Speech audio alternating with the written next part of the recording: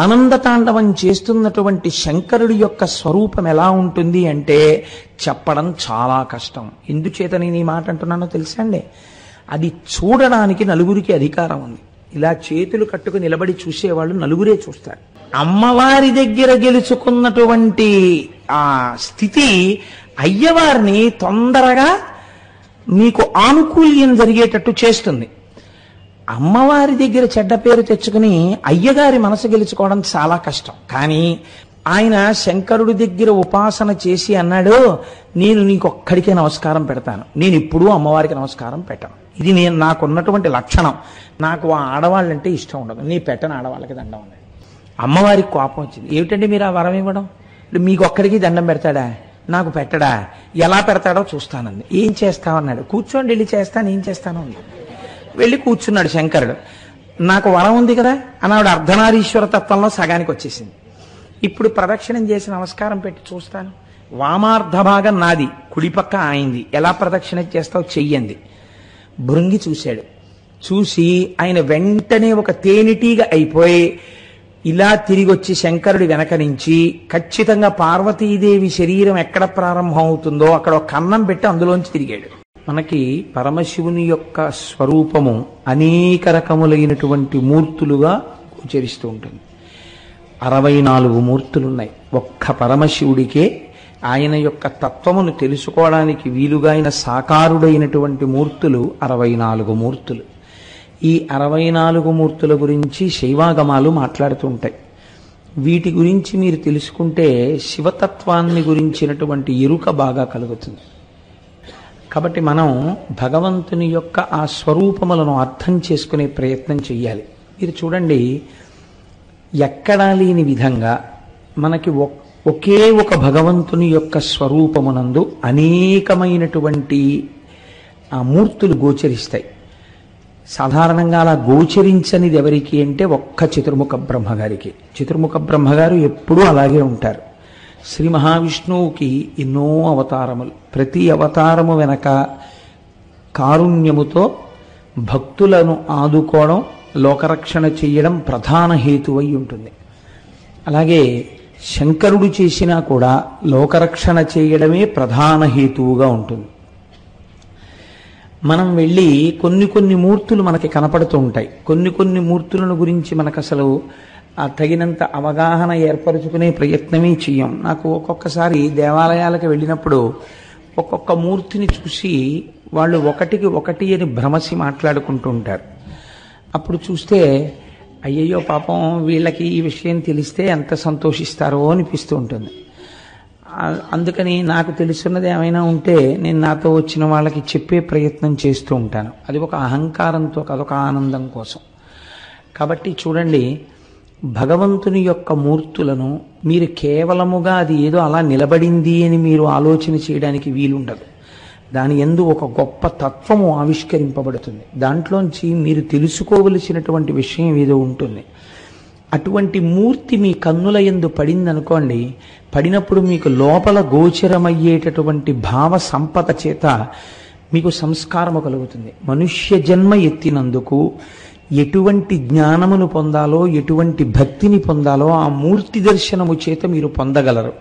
లేకపోతే శివుడు ఉన్నాడు, మీరు ఆలోచించండి, శివుని యొక్క స్వరూపమేమి అని అడిగితే శివలింగము. సాధారణంగా శివాలయాలన్నింటిలో ఏముంటుందండి? లింగస్వరూపమే ఉంటుంది.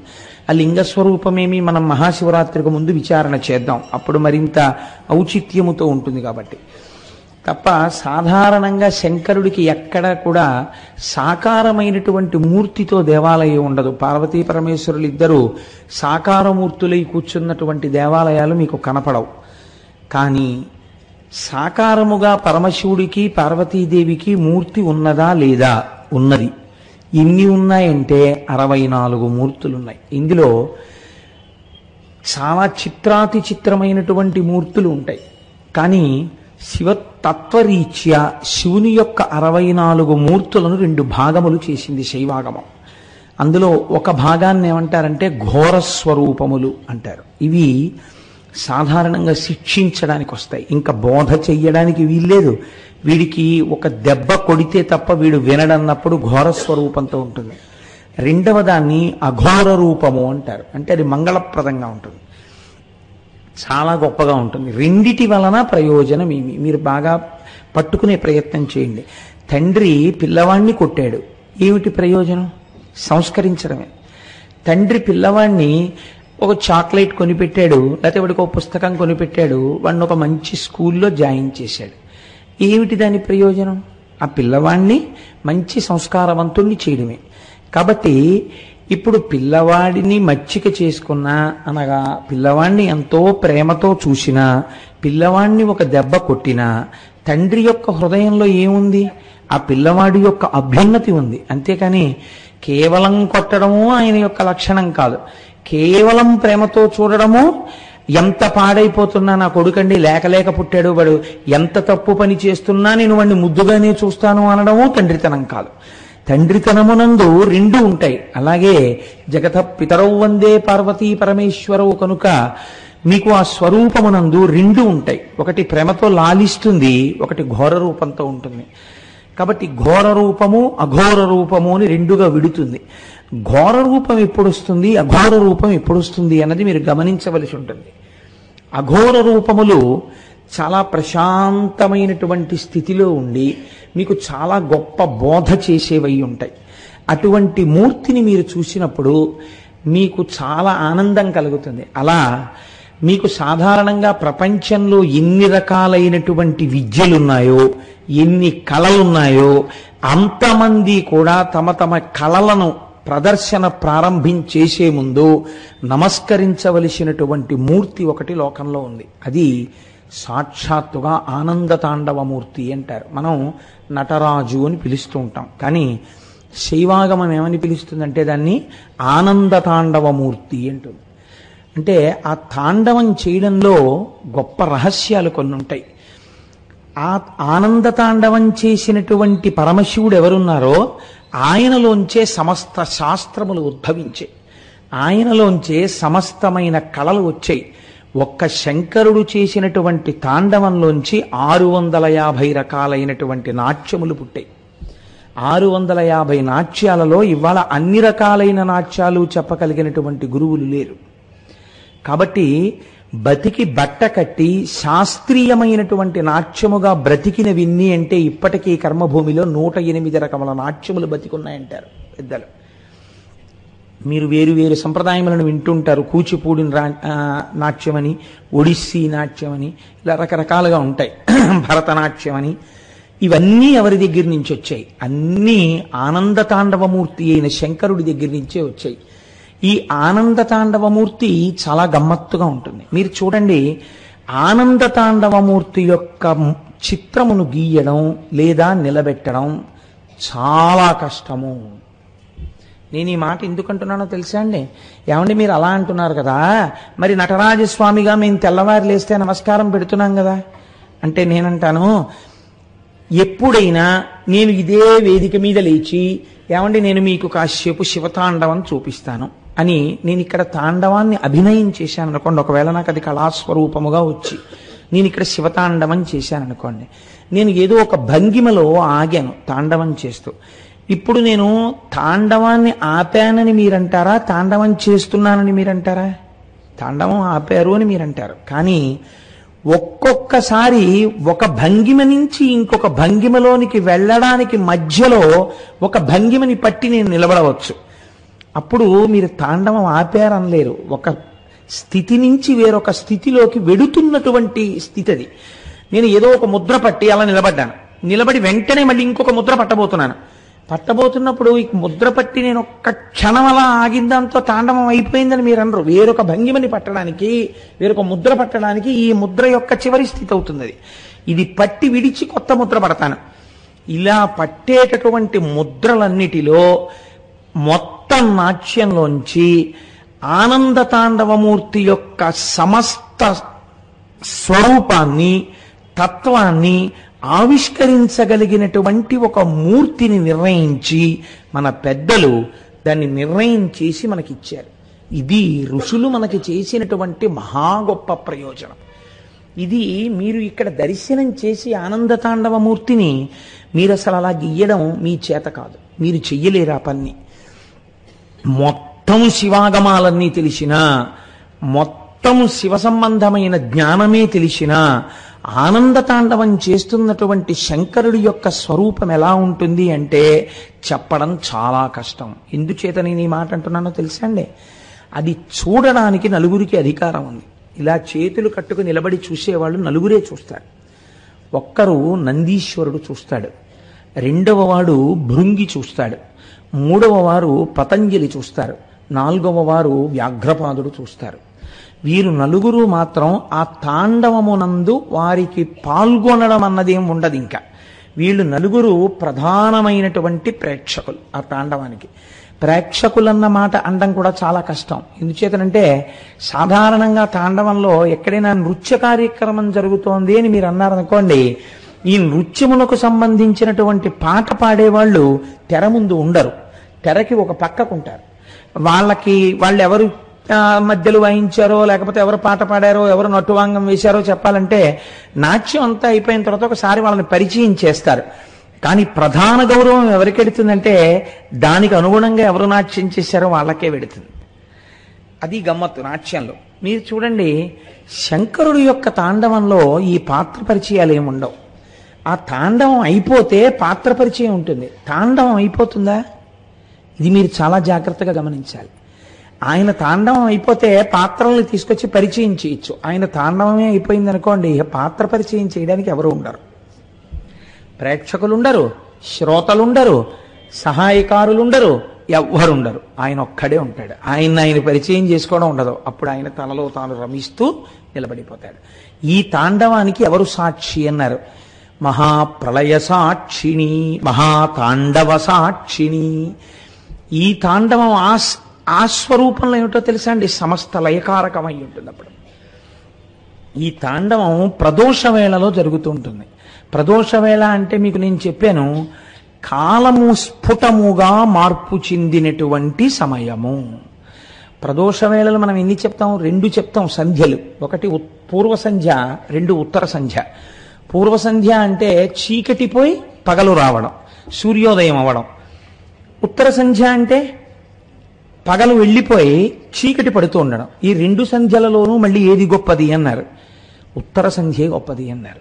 2 కారణాల చేత. అజ్ఞానం వచ్చినప్పుడే, జ్ఞానం వచ్చినప్పుడే. ఎందుకో తెలుసా అండి? అన్నీ మీ ప్రమేయం లేకుండా ఒక్కటైపోతాయి. ఏమిటది? చీకటి. ఇంకేం కనపట్టాలా? ఏం కనపడుతోంది? చీకటి ఒకటే కనపడుతోంది. అప్పుడు అది ఈశ్వర స్వరూపంగా చెప్పారు. అన్నీ కనపడ్డం మానేసి ఒక్క శివుడే కనపడినా అది గొప్పే. అందుకే తమిళనాట అమావాస్య గొప్పది తెలుసా అండి? వాళ్ళు అమావాస్యకి ఎక్కువ ప్రాముఖ్యత ఇస్తారు, మనం పౌర్ణమికి ఎక్కువ ప్రాముఖ్యత ఇస్తాం. మనం ఎందుకంటే చాంద్రమానం కాబట్టి. చిత్రం చూడండి, ఈ చీకటి యందు అన్నీ కలిసిపోయి ఏమున్నాయి? ఇప్పుడు ఏం తెలీదు. బాగా చీకటిగా ఉందనుకోండి, ఒక్కసారి అలా చూడు, ఆ రోడ్డు మీద ఎవరైనా వెడుతున్నారేమో, కాస్త అన్నం చాలా మిగిలిపోయింది, ఎవరైనా బిచ్చగాళ్ళు వెడుతుంటే పిలిచి వేద్దామంది తల్లి. ఆ కూతురు కిటికీ తలుపు తీసి చూసి, అమ్మ ఏం కనపట్టలేదు, అంతా చీకటిగా ఉంది. రోడ్డు కనపట్టలేదు, బిచ్చగాడు ఉన్నాడో లేడో తెలియదు, ఏమీ లేదు. ఏం తెలుస్తోంది? చీకటి ఒకటే తెలుస్తోంది. అది ఈశ్వర స్వరూపం. కానీ దాని యొక్క యథార్థ దర్శనము పగలుంటే కన్నా చీకటి ఏమిటో తెలియదు. అసలు పగలు వెడితే కదండి చీకటి వచ్చిందని చెప్పడానికి. కాబట్టి పగలు అమ్మవారు. ఈ అమ్మవారు ఉంటే కానీ ఆయన దొరకడు అసలు. అందుకే వాగర్ధావివ సంపృక్తం వాగర్ధ ప్రతిపత్తయే జగత పితరౌ వందే పార్వతీ పరమేశ్వరవు. ఆవిడ పాదాలు పట్టుకుంటే కానీ ఈయన పాదాలు దొరకవు. ఈయన పాదాలు దొరికినట్టుంటే అది చీకటి, మీకు తిన్నగా దొరికేయడం చాలా కష్టం. కాబట్టి ఇప్పుడు తాండవమూర్తి అన్న శబ్దంలో తాండవం చేస్తుండగా మీకు తీసుకొచ్చి ఎవరైనా ఒక మూర్తిని పెట్టగలరా? అసంభవం, పెట్టలేరు. ఒక భిక్షాటన మూర్తి అని నేను అన్నాను అనుకోండి, మీకు చూపించచ్చు. ఎలా? ఒక కపాలం పట్టుకుని భిక్ష అడుగుతున్న మూర్తి అలా నిలబడితే అది భిక్షాటన మూర్తి, అది కదలక్కర్లేదు. కానీ తాండవమూర్తి అని నేను అన్నాను అనుకోండి, శివుడు తాండవం చేస్తున్నట్టు కదలదేమండి ఇది అంటే? అలా కదలడం కుదరదు. కానీ అన్ని ముద్రలలో ఏ ముద్ర ఆ ఆనంద తాండవమూర్తి యొక్క సమస్తమైనటువంటి తత్వమును ఆవిష్కరించగలదో అటువంటి దాన్ని మీ ముందుకు తీసుకొచ్చి పెట్టేటటువంటి ప్రయత్నాన్ని దార్శనికులైన ఋషులు చేసి సఫలీకృతులయ్యారు. ఆ చెయ్యడంలో రహస్యమేమి. అందుకే మన వాళ్ళు ఏది చేసినా ఏదో అల్లిబిల్లిగా ఉత్తినే పిచ్చి పనులు కింద అర్థం లేకుండా చేయరండి. అనవసరంగా పెన్ను పెట్టి ఇలా గీత గీయడాన్ని మన శాస్త్రం అంగీకరించాల. ఒక ప్రయోజనం ఉండాలి ఏ పని చేసినా. వాళ్ళు ఒక నటరాజస్వామిని తీసుకొచ్చి మీ ముందు నించోబెట్టారు. నటరాజస్వామి అంటే మనం సాధారణంగా నటరాజు అని పిలుస్తూ ఉంటాం. అలా పిలవడం వెనకాతల ఒక రహస్యం ఉంది. మన వాళ్ళు చాలా తేలిగ్గా మాట్లాడతారు. తేలిగ్గా మాట్లాడడం అంటే కష్టమైన విషయం అందనప్పుడు తేలిగ్గా మాట్లాడతారు. తండ్రి అని పిలవలేడు అనుకోండి, అప్పా అంటాడు, లేదా నాన్న అంటాడు. ఏదన్నా ఆయనే, ఎవరి స్థాయిలో వాళ్ళు పిలుస్తారు. ఆయన నాట్యము చేత ఈ లోకమునకు రాజు అయ్యాడు. ఆయన రాసరికము నాట్యము చేత చెప్పబడుచున్నది. ఇది ఎలా కుదురుతుందండి నాకు చెప్పండి. ఒక ఆయన మహారాజు ఎలా తెలుస్తుంది? ఆయన అధికారాన్ని బట్టి తెలుస్తుంది. ఆయన లోకమునకంతటికీ ప్రభువు, ఇది ఎలా తెలుస్తుందో తెలుసా అండి? ఆయన పాట వినండి అన్నాను అనుకోండి, అదే ఆయన పాట వింటే ఆయన ప్రభువు అని ఎలా తెలుస్తుందండి? ఆయన కళాకారుడు తెలుస్తుంది బాగా, అంతేకాని ఆయన బాగా పాట పాడితే ఆయన ప్రభువు అని తెలుస్తుందా? ఎలా తెలుస్తుంది? మనకి లోకంలో చిత్రాతి చిత్రమైన రాజులు ఇద్దరే. ఎవరో తెలుసా అండి? ఒక ఆయన ఏమీ చేయకుండా తల కింద అలా చేపెట్టుకు పడుకునే ఆయన ఒక ఆయన రంగరాజు. ఆయన సమస్త లోకములకు ప్రభువు, విష్ణు స్వరూపంగా రంగరాజు ఇలా పెట్టుకు పడుకుంటాడు. ఆయనే మహారాజు, చక్కగా అలా పడుకున్నవాడు, యోగ నిద్రలో చూస్తుంటాడన్ని. ఈయనో నటరాజు. ఈయనేం చేస్తుంటాడు? అధికారి ఏం చెయ్యాలి? రాజు అన్నవాడు ఏం చేయాలి? చక్కగా వచ్చి సింహాసనంలో కూర్చోవాలి. అంతేగాని రాజుగారు సభలోకి వస్తున్నారండి విచారణ చేస్తారంటే, రాజుగారు వచ్చేటప్పటికి తద్ధిం అనేటప్పటికి నాట్యం చేస్తూ రాజుగారు వచ్చి ఓ పెద్ద నాట్యం చేసి వెళ్ళిపోయారు అనుకోండి, అదేంటంటే రాజుగారు డాన్స్ కట్టారంటారు కదండి. కానీ మరి ఈయన మీకు ఆనంద తాండవమూర్తిగా ఉంటే మీరు నటరాజు నటరాజు అని ఎలా పిలుస్తున్నారు? నాట్యం చేసిన వాడు రాజు ఎలా అయ్యాడండి? అది ఎలా సమన్వయం అవుతుంది? అసలు మీరు ఎలా పిలుస్తున్నారు నటరాజు అని? మీరు డాన్స్ చేస్తే అక్కడ పెట్టి నటరాజు అంటున్నారు, మీరు పాట పాడితే నటరాజు అంటున్నారు, మీరు ఆరాధన చేస్తే నటరాజు అంటున్నారు, చిదంబరం వెడితే కనక సభలో ఈయన నటరాజు అంటున్నారు. ఏమిటి నటరాజ తత్వం? మీరు ఎప్పుడైనా పరిశీలన చేశారా? నాట్యం చేసేవాడు రాజు ఎందుకు అయ్యాడు అనగా మీకేమర్థం అవ్వాలి? అది మామూలు నాట్యము కాదు. ఆ నాట్యము వెనకాల మీరు తెలుసుకోవలసినది ఏదో ఉంది. అది మీరు తెలుసుకుంటే చిదంబరంలో కనకసభ దగ్గరికి వెళ్ళి అంత పెద్ద ఆనంద తాండవమూర్తిని చూడగానే మీరు ప్రణిపాతం చేసి సాష్టాంగ నమస్కారం చేసేస్తారు. ఈ భావనని మీకు పరిపుష్టం చెయ్యడానికి మన పెద్దలు ఇచ్చారు. అందులో అఘోర స్వరూపముల యందు చాలా గొప్ప స్వరూపాలలో ఆనంద తాండవమూర్తి ఒకటి. దాని గొప్పతనాన్ని మీరు అవధరించే ప్రయత్నం చెయ్యండి. నేను మీతో ఒక మాట విజ్ఞాపన చేశాను.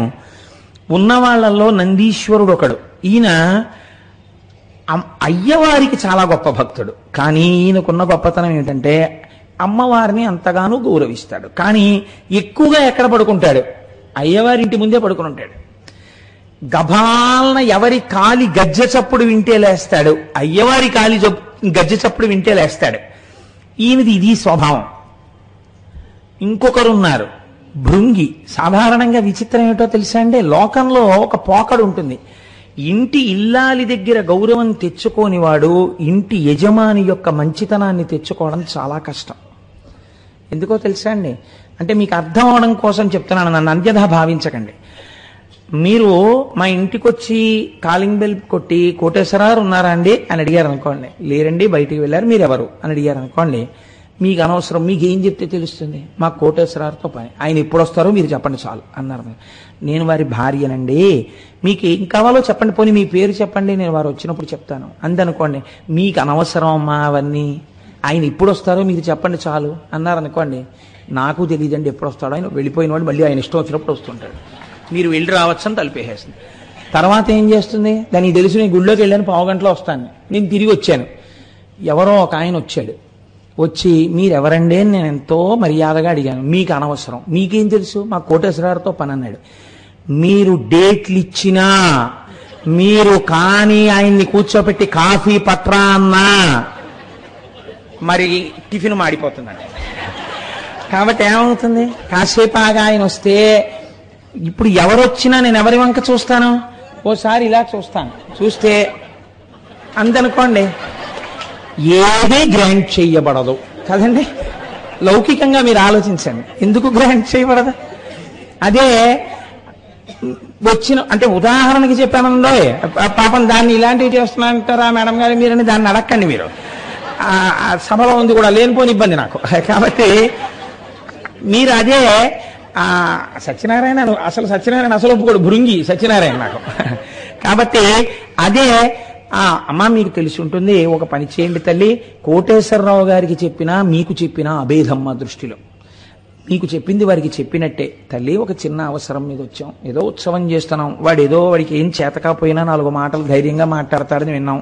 కాబట్టి అలా అంటే మళ్ళీ విందగా, అందుకని వారు ఏదో మాట్లాడతారు. కాబట్టి వారు 1 గంట ఉపన్యాసానికి వచ్చేటట్టుగా మీరు ఏర్పాటు చేయాలమ్మా.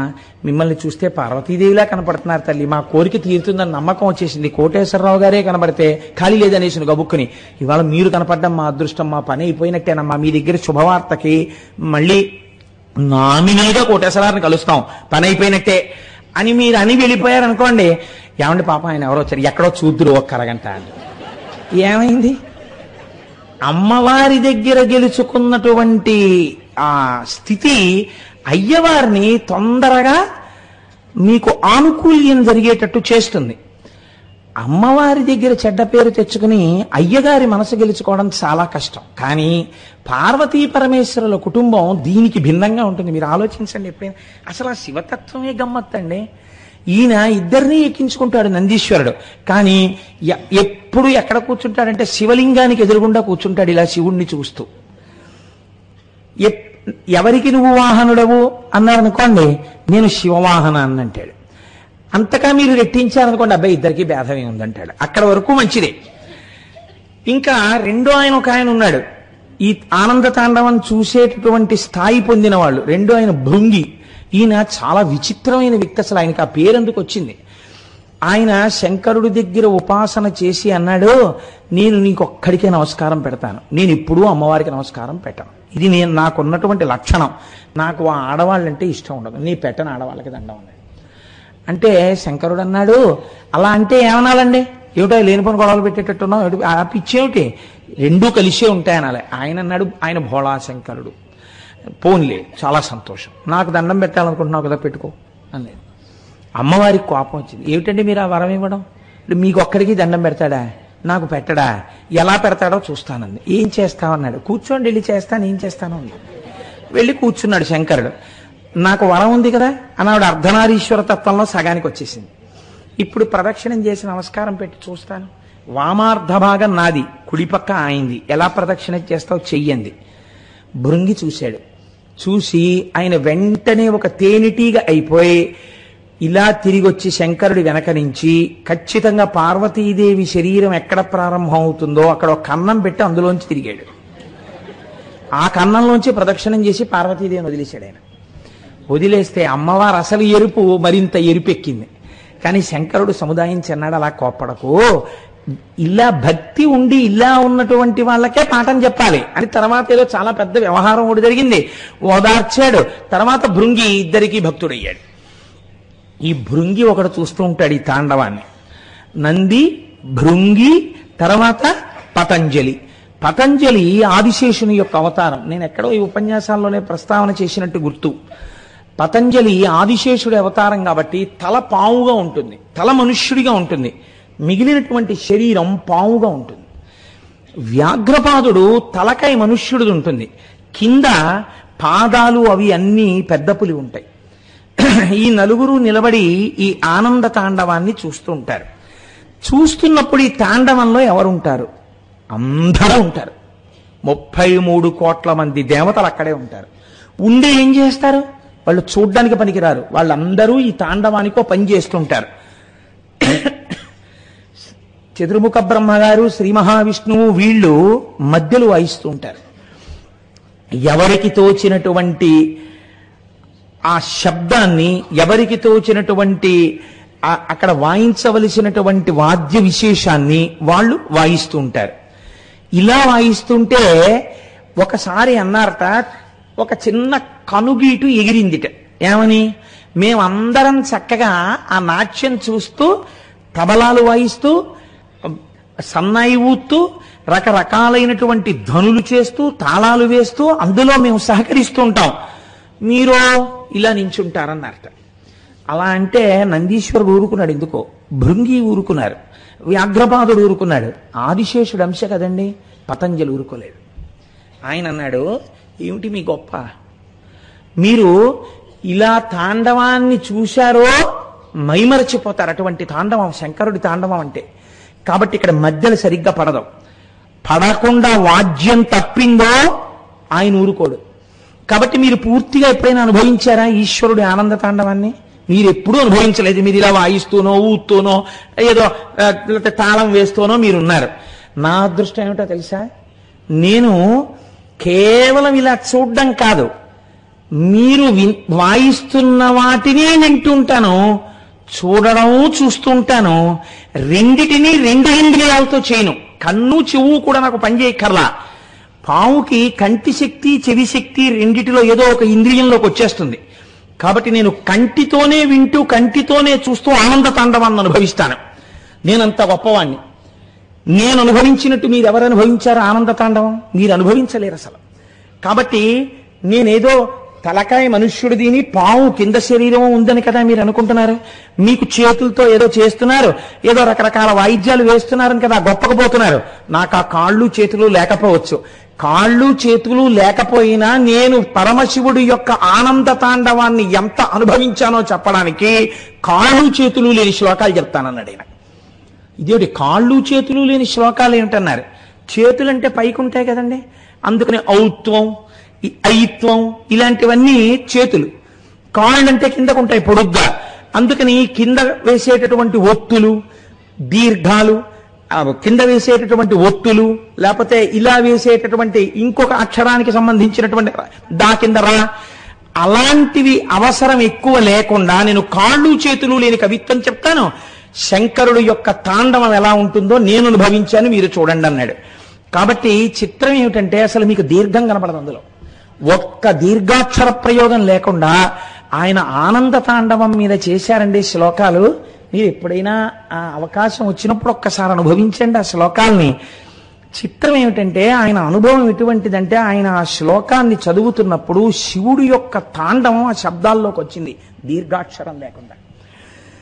అనంత నవరత్న విలసత్ కటక కిక్కిని జలం జల జలం జలరవం ముకుంద విధిహస్త గత మర్దలయధ్వని ధిమిత నర్తన పదం శకుంతరద బర్హి నంది ముఖదంతి ముఖ భృంగిరిటి సంఘ నికటం సనందసనక ప్రముఖ వందిత పదంపర చిదంబర నటం హృది భజ. ఎక్కడా దీర్ఘం వాళ్లేదని, ఒక్క దీర్ఘాక్షరం లేకుండా శివతాండవం ఎలా ఉంటుందో అటువంటి శబ్దాలు అందులోకి వచ్చేటట్టుగా ఆయన శ్లోకాలు చెప్పారు. అందులోంచి అక్షర సముదాయం అంతా అందులోంచి పుట్టింది. ఆ ధ్వని చేసినప్పుడు అందులోంచి మొదట శబ్దం వచ్చింది. ఆ శబ్దము ఆకాశగుణకమైంది. ఆకాశాద్వాయు వాయోరగ్ని అని సృష్టి అక్కడ ప్రారంభమైంది. కాబట్టి ఇప్పుడు ఈ ఢమరుకలోంచి వచ్చినటువంటి దాంట్లోంచే అక్షరములన్నీ పుట్టాయి. ఈ అక్షరముల చేత మాత్రమే వాంగ్మయమంతా తయారైంది. ఆ మొదలుకొని ఛ వరకు అక్షరాలన్నీ ఉన్నాయి. మీరు ఎంత వాంగ్మయం చెప్పండి, ఈ ఆ పక్కన తా చేరిస్తే అత్త, మా పక్కన మా చేరిస్తే మామ, ఏదో రా పక్కన మా చేరిస్తే రామ, ఆ అక్షరాలనే మార్చాలి. ఎన్ని పుస్తకాలు రానివ్వండి, ఎంత వాంగ్మయం రానివ్వండి, ఇందులోంచి వచ్చాయి. అకార అకారాది ఛకార పర్యంతం వరకు వచ్చింది. కాబట్టి ఇప్పుడు ఈ సమస్త లోకమునకు అసలు వాంగ్మయం ఇచ్చినటువంటి ప్రభు ఎవరు? మీరు నేను ఇవాళ మనలో ఉన్న భాషను వ్యక్తీకరిస్తున్నామంటే అక్షరములను ఇచ్చిన వాడెవరు? శబ్దములు లోకమునందు మొట్టమొదట జనింపచేసిన వాడెవరు? అసలు ఈ లోకమునందు సృష్టి ప్రారంభమవడానికి కారణమెవరు? పరమశివుడు. కాబట్టి ఇప్పుడు ఆయన ఢమరుక యొక్క కదలిక చేత ఇన్ని రకాలైనటువంటి సృష్టి ప్రారంభమైంది. కాబట్టి ఆ చేతిలో ఉన్నటువంటి ఢమరుక కారణంగా ఇన్ని సృష్టికర్త అంది. ఇది ఆనంద తాండవమూర్తి యొక్క గొప్పతనం. మీరు చిట్ట చివర ఒక విషయం గుర్తుపెట్టుకోవాలి, ఇవన్నీ దేని కొరకు చేశాడు అంటే నేనేదో సృష్టి చేద్దామని చేయలేడు. ఆయన పరమానందంతో ఉన్నాడు. ఆ పరమానంద సమయమునందు ఆ కదలికలో ఇవన్నీ వచ్చేస్తున్నాయి. తనంత తాను ఒక్క చోట కూర్చుండిపోయాడు అనుకోండి, మళ్ళీ తనలో తాను రమిస్తూ ఆత్మస్వరూపిగా నిలబడిపోతాడు, ఇంకా లోకం ఉండదు. మీరొక్కటి ఆలోచించండి, ఇప్పుడు టైము ఏదో 7 గంటల 10 నిమిషాలో 7 గంటల 15 నిమిషాలో అయ్యి ఉండొచ్చు. ఈ 7 గంటల 10 నిమిషాల టైంలో ఎంత మందో లోకంలో నాకు కొడుకు పుట్టాడు లేకపోతే నాకు కూతురు పుట్టిందని ఈ టైం నోట్ చేసుకుంటున్న వాళ్ళు ఎంతమంది ఉన్నారో మనుష్యుల్లో. ఓ పిల్లాడో పిల్లో పుట్టారని ఈ క్షణంలో అయిపోయింది, నేను చెప్పిన క్షణం దాటిపోయింది. ఆ క్షణంలో ఎంత జీవరాశి పుట్టిందో, ఎన్ని చీమలు పుట్టాయో, ఎన్ని ఈగలు పుట్టాయో, ఎన్ని సూక్ష్మాంగ జీవులు పుట్టాయో, ఎన్ని చోట్ల ఎక్కడెక్కడ ఎన్ని ప్రాణులు పుట్టాయో.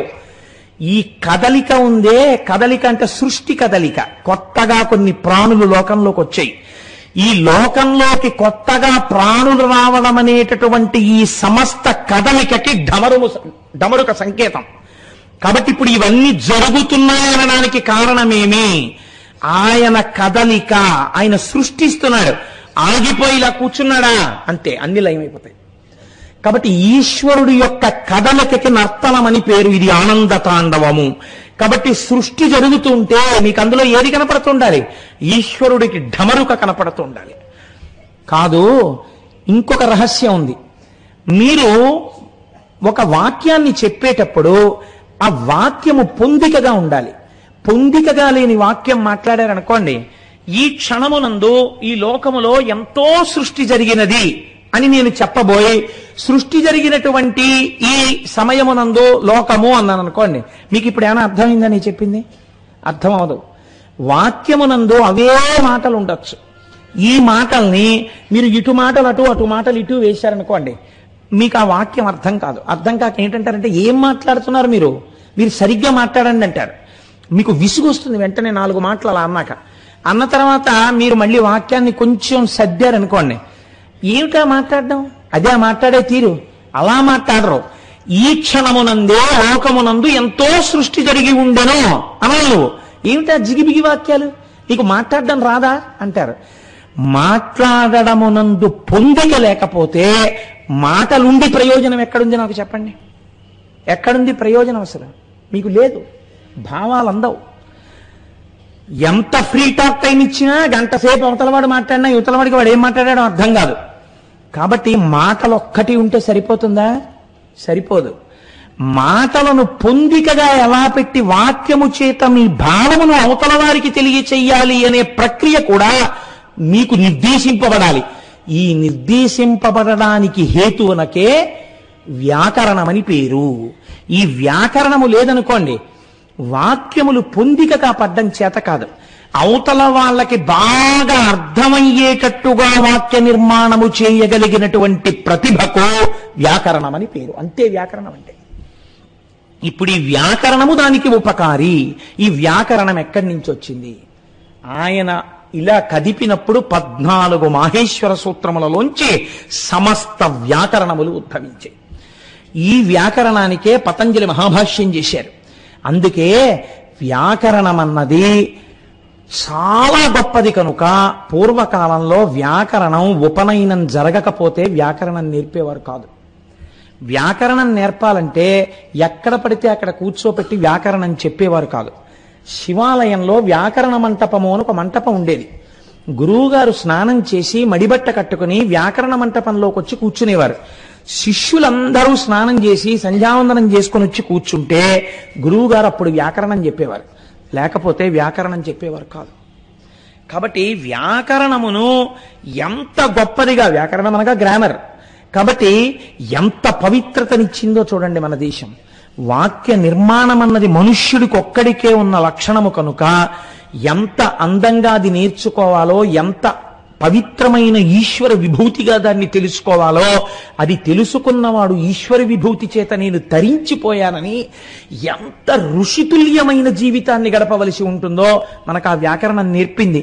కాబట్టి ఇన్ని ఎక్కడి నుంచి వస్తున్నాయి? ఆయన చేతి ఢమరుకలోంచి వస్తున్నాయి. ఇప్పుడు మీరు ఆనంద తాండవమూర్తి చేతిలో ఉన్నటువంటి ఢమరుకని చూశారనుకోండి, మీకేమి తెలుస్తుంది? సృష్టి జరుగుతోందని తెలుస్తుంది. మీరు ఇంకొకటి గమనించండి, ఈ ఢమరుక ఎడం పక్కన ఉండకూడదా, కుడి పక్కనే ఉండాలా? మీరు ఆలోచించండి. పూజ చేసుకునేటప్పుడు ఒక నియమం ఉంది.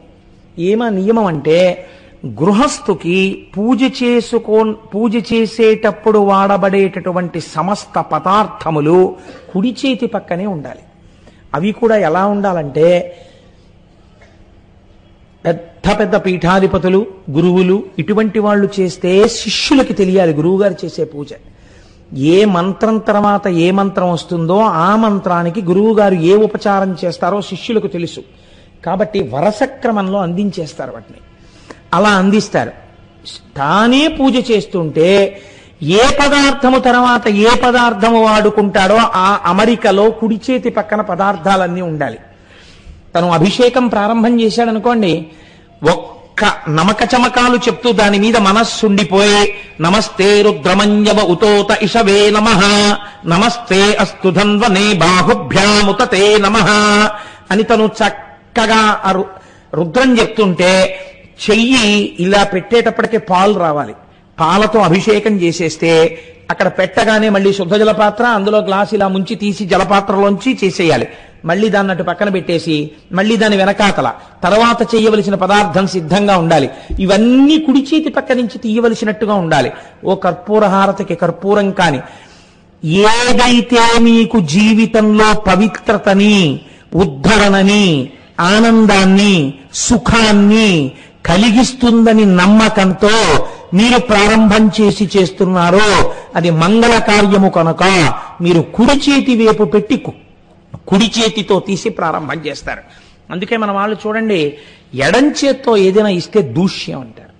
ఎందుకు ఇచ్చావు అలాగా, ఏమిటి అపసంతి పనులు అంటారు. కాబట్టి కుడి చేతితో చేస్తారు. ఢమరుక కుడి చేతి వైపు ఉండడంలో మీకు ఒక గొప్ప రహస్యం తెలుస్తుంది. సృష్టి యందు ఆనందం ఉన్నది కదండి. సృష్టి ప్రీసపోజెస్ ఆనంద. మీకు తెలిసి కాని తెలియక కాని ప్రపంచములో ఏ జీవి యందు సృష్టి కార్యము జరిగినా దాని యొక్క బాహ్యమునందు దాని వలన జరిగేటటువంటి ఫలితము ఆనందము. కానీ దీన్ని శాస్త్రం చాలా గమ్మత్తుగా మాట్లాడింది. కొంచెం ఇలాంటివి వేదికల మీద ఎలా చెప్పాలో అయోమయంగా ఉంటుంది. త్యాగాయ సంహృతార్థానాం సత్యాయ మితభాషిణాం యశసే విజిగీషూణాం ప్రజాయై గృహమేధినాం అంటారు. తత్వజ్ఞుడు భోగాన్ని, సృష్టిని వేరు చేస్తాడు. భోగం ఎంతవరకంటే ఆనందము బిడ్డలు కలిగేంతవరకే, తర్వాత ఇంకా భోగలాలసత వైపుకు వెళ్ళడు. జ్ఞానాభిలాషి వైరాగ్యమును పొందడానికి ఈ సుఖము సుఖమా, దీని నిరంతరం ఎలా అవుతుందని తాను ఆనందమును పొందేటటువంటి ప్రయత్నం చేస్తాడు. ఎప్పుడూ ఆనందంలో ఉండడం ఎలా, ఆత్మాభిలాషి అవుతాడు. కాబట్టి కుడి చేతి వైపే ఢమరుక ఉండాలి. ఇది సృష్టి కార్యము, మంగళప్రదము. లోకమంతా సృష్టింపబడుతోంది, ఇది ప్రారంభం కనుక కుడి చేతి వైపు ఢమరుక ఉంటుంది. ఒక్క ఆనంద తాండవమూర్తిని చూస్తే మీకు ఎన్ని రహస్యాలు గోచరిస్తాయి చూడండి. ఇప్పుడు ఎడం చేతి వైపు ఏముంది? అగ్నిహోత్రం ఉంది. ఈ అగ్నిహోత్రం దేనికి గుర్తు? మీకు మొన్నటి రోజున నేను భస్మ గురించి చెప్పాను. అన్ని వస్తువులు చివరికి ఏమైపోతాయి? భస్మయే అయిపోతాయి. భస్మ ఏమవుతుంది? ఇంకేమవుతుంది. కాబట్టి ఇవాళ ఇక్కడ పుట్టింది, ఇది చివరికి ఏమవుతుంది? భస్మయే అవుతుంది. కాలముల్లో వచ్చింది, డేట్ ఆఫ్ బర్త్ ఉంది కాబట్టి ఇదేమవుతుంది? ఒకనాడు భస్మ అయిపోతుంది, బూడిదైపోతుంది. ఒక చెట్టు పుట్టింది ఏమైపోతుంది? భస్మ అయిపోతుంది. ఒక జంతువు పుట్టింది ఏమైపోతుంది? భస్మ అయిపోతుంది. ఒక మనిషి పుట్టాడు ఏమైపోతాడు? భస్మ అయిపోతాడు. ఇది లోపల బాగా నిలబడింది అనుకోండి, తప్పు పనులు చేయడానికి ఇష్టపడ్డాడు. ఎందుకు? ఏం చేస్తావు? ఆఖరికి నువ్వు అయిపోయేది ఇంత బూడిద. దీనికోసం ఎందుకంత వెంపర్లాట? నువ్వు పట్టుకెళ్ళడానికి వేరే జీవుడు పట్టుకెళ్ళవలసిన పాపపుణ్యాలున్నాయి. చేసిన కర్తృత్వము దాంట్లో పడిపోతుంది. ఎందుకు అనవసరంగా అవన్నీ? వాటి జోలికి వెళ్ళకంటాడు. మాట మారిపోతుంది, ప్రవర్తన మారిపోతుంది, చేసే కర్మ మారిపోతుంది. ఎప్పుడు మారిపోతుంది? ఏది కాలములో వచ్చినదో అది కాలమునందు ఉండదో అని మీకు అర్థమైపోతే మీ నడువడి యందు మార్పు వచ్చేస్తుంది. ఇది ఎప్పుడూ ఉండిపోతుంది అనుకున్నాడు అనుకోండి, ఏదైనా చెయ్యొచ్చు. ఎందుకు చెయ్యొచ్చు? ఇది ఉంటుంది, దీన్ని ఎవడేం చేస్తాడు అని. కానీ ఇది వికారములు పొందుతోంది. బాల్యాదిష్యపి జాగ్రదాదిషు తథా సర్వాస్వవస్థాస్యపి వ్యావృత్తాస్వనువర్తమానమహమిత్యంతఃస్ఫురంతం సదా అంటారు శంకరాచార్యులు వారు దక్షిణామూర్తి స్తోత్రంలో. అవస్థల రూపంలో ఇది మారిపోతోంది. పుట్టినప్పుడు ఇంతుంది మా అమ్మ ఒళ్ళో, ఇది మిలిమిల్లిగా పాకింది, ఇది నిలబడింది. మా అమ్మ ఇలా చెయ్యిస్తే మా అమ్మ చిటికిన వేలు పట్టుకుని నడిచింది, మా నాన్నగారి చిటికిన వేలు పట్టుకుని నడిచింది. ఆ తరువాత మా నాన్నగారు ఇలా ఎత్తుకుంటే, అంత పొడుగ్గా ఉన్న నాన్నగారు ఎత్తుకుంటే ఏరియల్ వ్యూలో చూసినట్టు లోకాన్ని చూస్తూ సంతోషించేది. ఆ తర్వాత ఇదే నడవడం మొదలుపెట్టింది. ఆ తర్వాత ఇది దినదిన ప్రవర్ధమానమైంది. ఇప్పుడు ఇదే దాని బిడ్డల్ని ఎత్తుకుంటోంది. ఇప్పుడు ఇది అంత పొడుగైంది. కొన్నాళ్లు పోయిన తర్వాత ఇది తరిగిపోతుంది, ఇది జర్జరీభూతం అయిపోతుంది, ఇది ముడతలు పడిపోతుంది, ఇది ఇంత ధాటిగా మాట్లాడలేదు, ఇది క్రమక్రమంగా క్షీణించిపోయి ఇది నేను తినలేను అంటుంది, దంతపుష్టి లేదు అంటుంది, అని ఇది నాకు జీర్ణం అవ్వట్లేదు అంటుంది. కొన్నాళ్లకి ఇది లేని స్థితి వచ్చేస్తుంది. అంటే ఏది శాశ్వతమో తెలిపోతుంది, తొడుక్కున్నది వెళ్ళిపోయింది. తొడగబడినది చివరి స్థితికి బూదిగా మారిపోయింది. ఎవరు దీనికి నమస్కరించారో వారందరూ వచ్చి నమస్కారం చేసి దీన్ని తీసుకెళ్లి గౌరవంగా బూది చేసేస్తారు. కాబట్టి చిట్ట చివరికి ఏమవుతోంది? ఇదంతా బూది అయిపోతోంది. ఎవరు ఈ ఢమరుకతో సృష్టిస్తున్నాడో వాడే దీనిలోకి లోకాన్నంతటినీ లయం చేస్తున్నాడు. ఈ రెంటికి మధ్యలో ఏముంది? కొన్నాళ్ళు ఖాళీ ఉంది. ఇది బ్రతుకు, భవతి, ఉన్నావు అన్నటువంటి విశేషం. డేట్ ఆఫ్ బర్త్ కి డేట్ ఆఫ్ డెత్ కి మధ్యలో ఉన్నటువంటి టైం. ఇది ఏమంటున్నావు? నేనున్నానని ఇది చూపిస్తున్నావు. ఇది ఉండేది కాదు, వెళ్ళిపోవడానికి పరుగులు తీస్తోంది. ప్రతి క్షణం అది దాని గమ్యం వైపుకు పరుగులు తీసేస్తోంది, అది వెళ్ళిపోవడానికి సిద్ధంగా ఉంది. మరి వెళ్ళిపోయేది ఎందుకు ఇచ్చినట్టు? వెళ్ళిపోయే దాంట్లో కూర్చుని వెళ్ళడం దాన్ని పట్టుకోవాలి. కాబట్టి దీనికి మధ్యలో నవ్వుతున్నవాడు ఉన్నాడు, వాణ్ణి పట్టుకున్నావా ఇది అందులో పడిపోయినా నువ్వు మాత్రం వీడిగా ఉండిపోతావు. ఇది నటరాజు, ఇది ఆనంద తాండవం, ఇది నువ్వు పొందవలసిన ఆనందం. నువ్వే ఆనంద స్వరూపివై నిలబడిపోవాలి ఇలాగా. ఇది ఊర్ధ్వముఖమునందు మీకు కనపడేటటువంటి తత్వం. కాబట్టి భవతి ఉన్నట్టుగా కాసేపు నిలబెట్టిన వాడవాడు అని స్థితికారుడు అంటారు. ఇప్పుడు ఈ నవ్వుతున్న ముఖము స్థితికారుడే విష్ణువు. ఇప్పుడు విష్ణువు ఎక్కడున్నారు నాకు చెప్పండి? శివుడే విష్ణువు, విష్ణువే శివుడు. అసలు తత్వత రెండు పదార్థాలు ఎక్కడున్నాయి? అన్ని పదార్థాలు ఉండవు లోకంలో. అలా ఉంటే అంతకన్నా చిత్రమైన విషయం ఇంకోట్లేదు. శాస్త్రం ఆ మాటని ఒప్పుకోలేదు అసలు. వేదం ఏకో దేవః సర్వభూతాంతరాత్మ సర్వభూతాదివాసః సాక్షీ చేతో కేవలో నిర్గుణశ్చ అని చెప్తోంది శృతి. అన్నిలో ఉన్నదొక్కటే, అదొక్కటే ఇన్ని రూపాలుగా భావిస్తోంది. నువ్వు భాగవతం చెప్పినప్పుడు అది కృష్ణుడని చెప్పు, నువ్వు వెంకటాచల వైభవం చెప్పినప్పుడు అది వెంకటేశ్వరుడని చెప్పు, నువ్వు అమ్మవారి గురించి చెప్పినప్పుడు సౌందర్యలహరిలోని జగజ్జనని అని చెప్పు, నువ్వు అది శివమహాపురాణం చెప్పినప్పుడు శివుడని చెప్పు. నువ్వు ఏ పేరు పెట్టి పిలిచినా అది మాత్రము పరబ్రహ్మము. ఇది మనకి బోధ చెయ్యడానికి శాస్త్రం ప్రయత్నం చేసింది. ఈ తత్వాన్ని ఆవిష్కరించడానికి ఆనంద తాండవ మూర్తి వచ్చింది. అయితే ఇబ్బంది ఎక్కడొస్తుందంటే దీనికి మీ ప్రయత్నం లేదు కదండి. ఈ పుట్టుకలో, ఈ ఢమరుక పుట్టడంలో, ధ్వనిలో మీ ప్రమేయం లేదు. పుట్టాం. అగ్నిలో పడ్డంలో మీ ప్రమేయం లేదు. ఒక రోజున ఊపిరి ఆగిపోతుంది, పడిపోతుంది, శరీరం బూది అయిపోతుంది. నీ ప్రయత్నం దేనికి కావాలి? ఈ మధ్యలో దాన్ని తెలుసుకుని ఇందులో వెళ్ళిపోవడానికి కావాలి. మధ్యలో ఉన్నవాడు మీరైపోవాలి, మీరు ఆనంద స్వరూపం అయిపోవాలి. ఆనందమే ఆత్మ. ఈ ఆత్మ మీరు కావాలి, మీరు ఆత్మని తెలుసుకోవాలి. మీరు ఆత్మయే అయి ఉన్నారు, కానీ మీరు భయపడుతున్నారు నేను కాదని. ఇప్పుడు ఆ ఎరుక రావాలి. ఈ ఎరుక ఎలా వస్తుంది? చెప్పేవాడు వాడు ఉండాలి. వాడు మళ్ళీ వీడు పొందబడేవాడు, వాడు చెప్పేవాడు ఉంటే రెండు అవుతాయి. వాడే చెప్పాలి. వాడు ఎలా చెప్పాలి? వాడు పైన ఏది ఊర్ధ్వముఖంగా పెరిగి పొందాలో దాన్ని అధోముఖంగా వాడు చెప్పాడు, కింద చెప్పాడు. ఎంత చిత్రం చూడండి. ఎందుకని అలా చెప్పాలి అంటే సృష్టి 4 రకాలుగా జరుగుతుంది, 4 స్వరూపాలుగా. ఒకటి జరాయుజములు. జరాయుజములు అంటే మావితో పుడతాయి. 2 అండజములు, గుడ్డులోంచి పుడతాయి. 3 స్వేదజములు, చెమటలోంచి పుడతాయి, పేలు. నాలుగవది ఉద్భుజములు, భూమిలోంచి చీల్చుకుని వస్తాయి, చెట్లు మొదలైనవి. ఇందులో చెట్లు పక్కన పెట్టండి, ఎందుకంటే కదలిక లేదు. ఒక్క మనుష్య ప్రాణి ఒక్కటే భూమికి అడ్డంగా పుట్టి నిలువుగా పెరుగుతుంది. మిగిలినవన్నీ భూమికి అడ్డదిడ్డంగా పుట్టి అడ్డదిడ్డంగా పెరిగి అడ్డదిడ్డంగానే పోతాయి. అడ్డంగా పుట్టి నిలువుగా పెరగవలసిన ప్రాణి, ప్రయత్నపూర్వకంగా వంగి నమస్కరించవలసిన ప్రాణి మనుష్య దేహం ఒక్కటే. కాబట్టి ఇప్పుడు ఊర్ధ్వముఖ చలనం అంటే, ఊర్ధ్వముఖంగా పెరగడం అంటే ఇవి నీవు తెలుసుకుని పొందాలి. ఈ ఆనందాన్ని పొందడానికి ఏం చెయ్యాలి? ఇది చెప్పడం కింది భాగం. ఇప్పుడు నటరాజస్వామిని చూడండి మీరు. కుడి కాలు కింద ఎవరున్నారు అంటే, ఆ కుడి కాలు కింద ఉండేటటువంటి వాడు ఒక రాక్షసుడు. మీరు చూడండి, చక్క బొద్దు పిల్లాళ్ళ ఉంటాడు ఆయన. ఉండి ఈయన కాలు కింద పడుకుని ఇలా తలెత్తి నవ్వుతూ ఉంటాడు. ఆయన శివుడి కాలు కింద పడిపోయిన ఏడవడం. చిత్రం ఏమిటో తెలుసా అండి? మాయ అన్నదాన్ని నిర్మూలనము చేయలేరు మీరు. మాయని మీరు గెలవగలరు అంతే. మాయని గెలిస్తే మీకు శివుడు తెలుస్తాడు. ఇప్పుడు ఈ మాయని గెలవడమే రాక్షసుణ్ణి తొక్కి పట్టడం. కుడికాలు కింద కుడికాలుతో తొక్కి పడతారు. ఎడమ కాలు బ్రాహ్మీ స్థితిని చూపిస్తుంది. శాస్త్రంలో చిత్రం ఏమిటో తెలుసా అండి? చేతుల దగ్గర కాళ్ళ దగ్గర వచ్చేటప్పటికీ ఒక స్థితి మారుతుంది. ఆధ్యాత్మికంలో గృహప్రవేశం, ప్రయాణం, కుడికాలు పెట్టడం పక్కన పెట్టండి. గంధపెండేరం వేయాలనుకోండి ఒక ఆయనకి.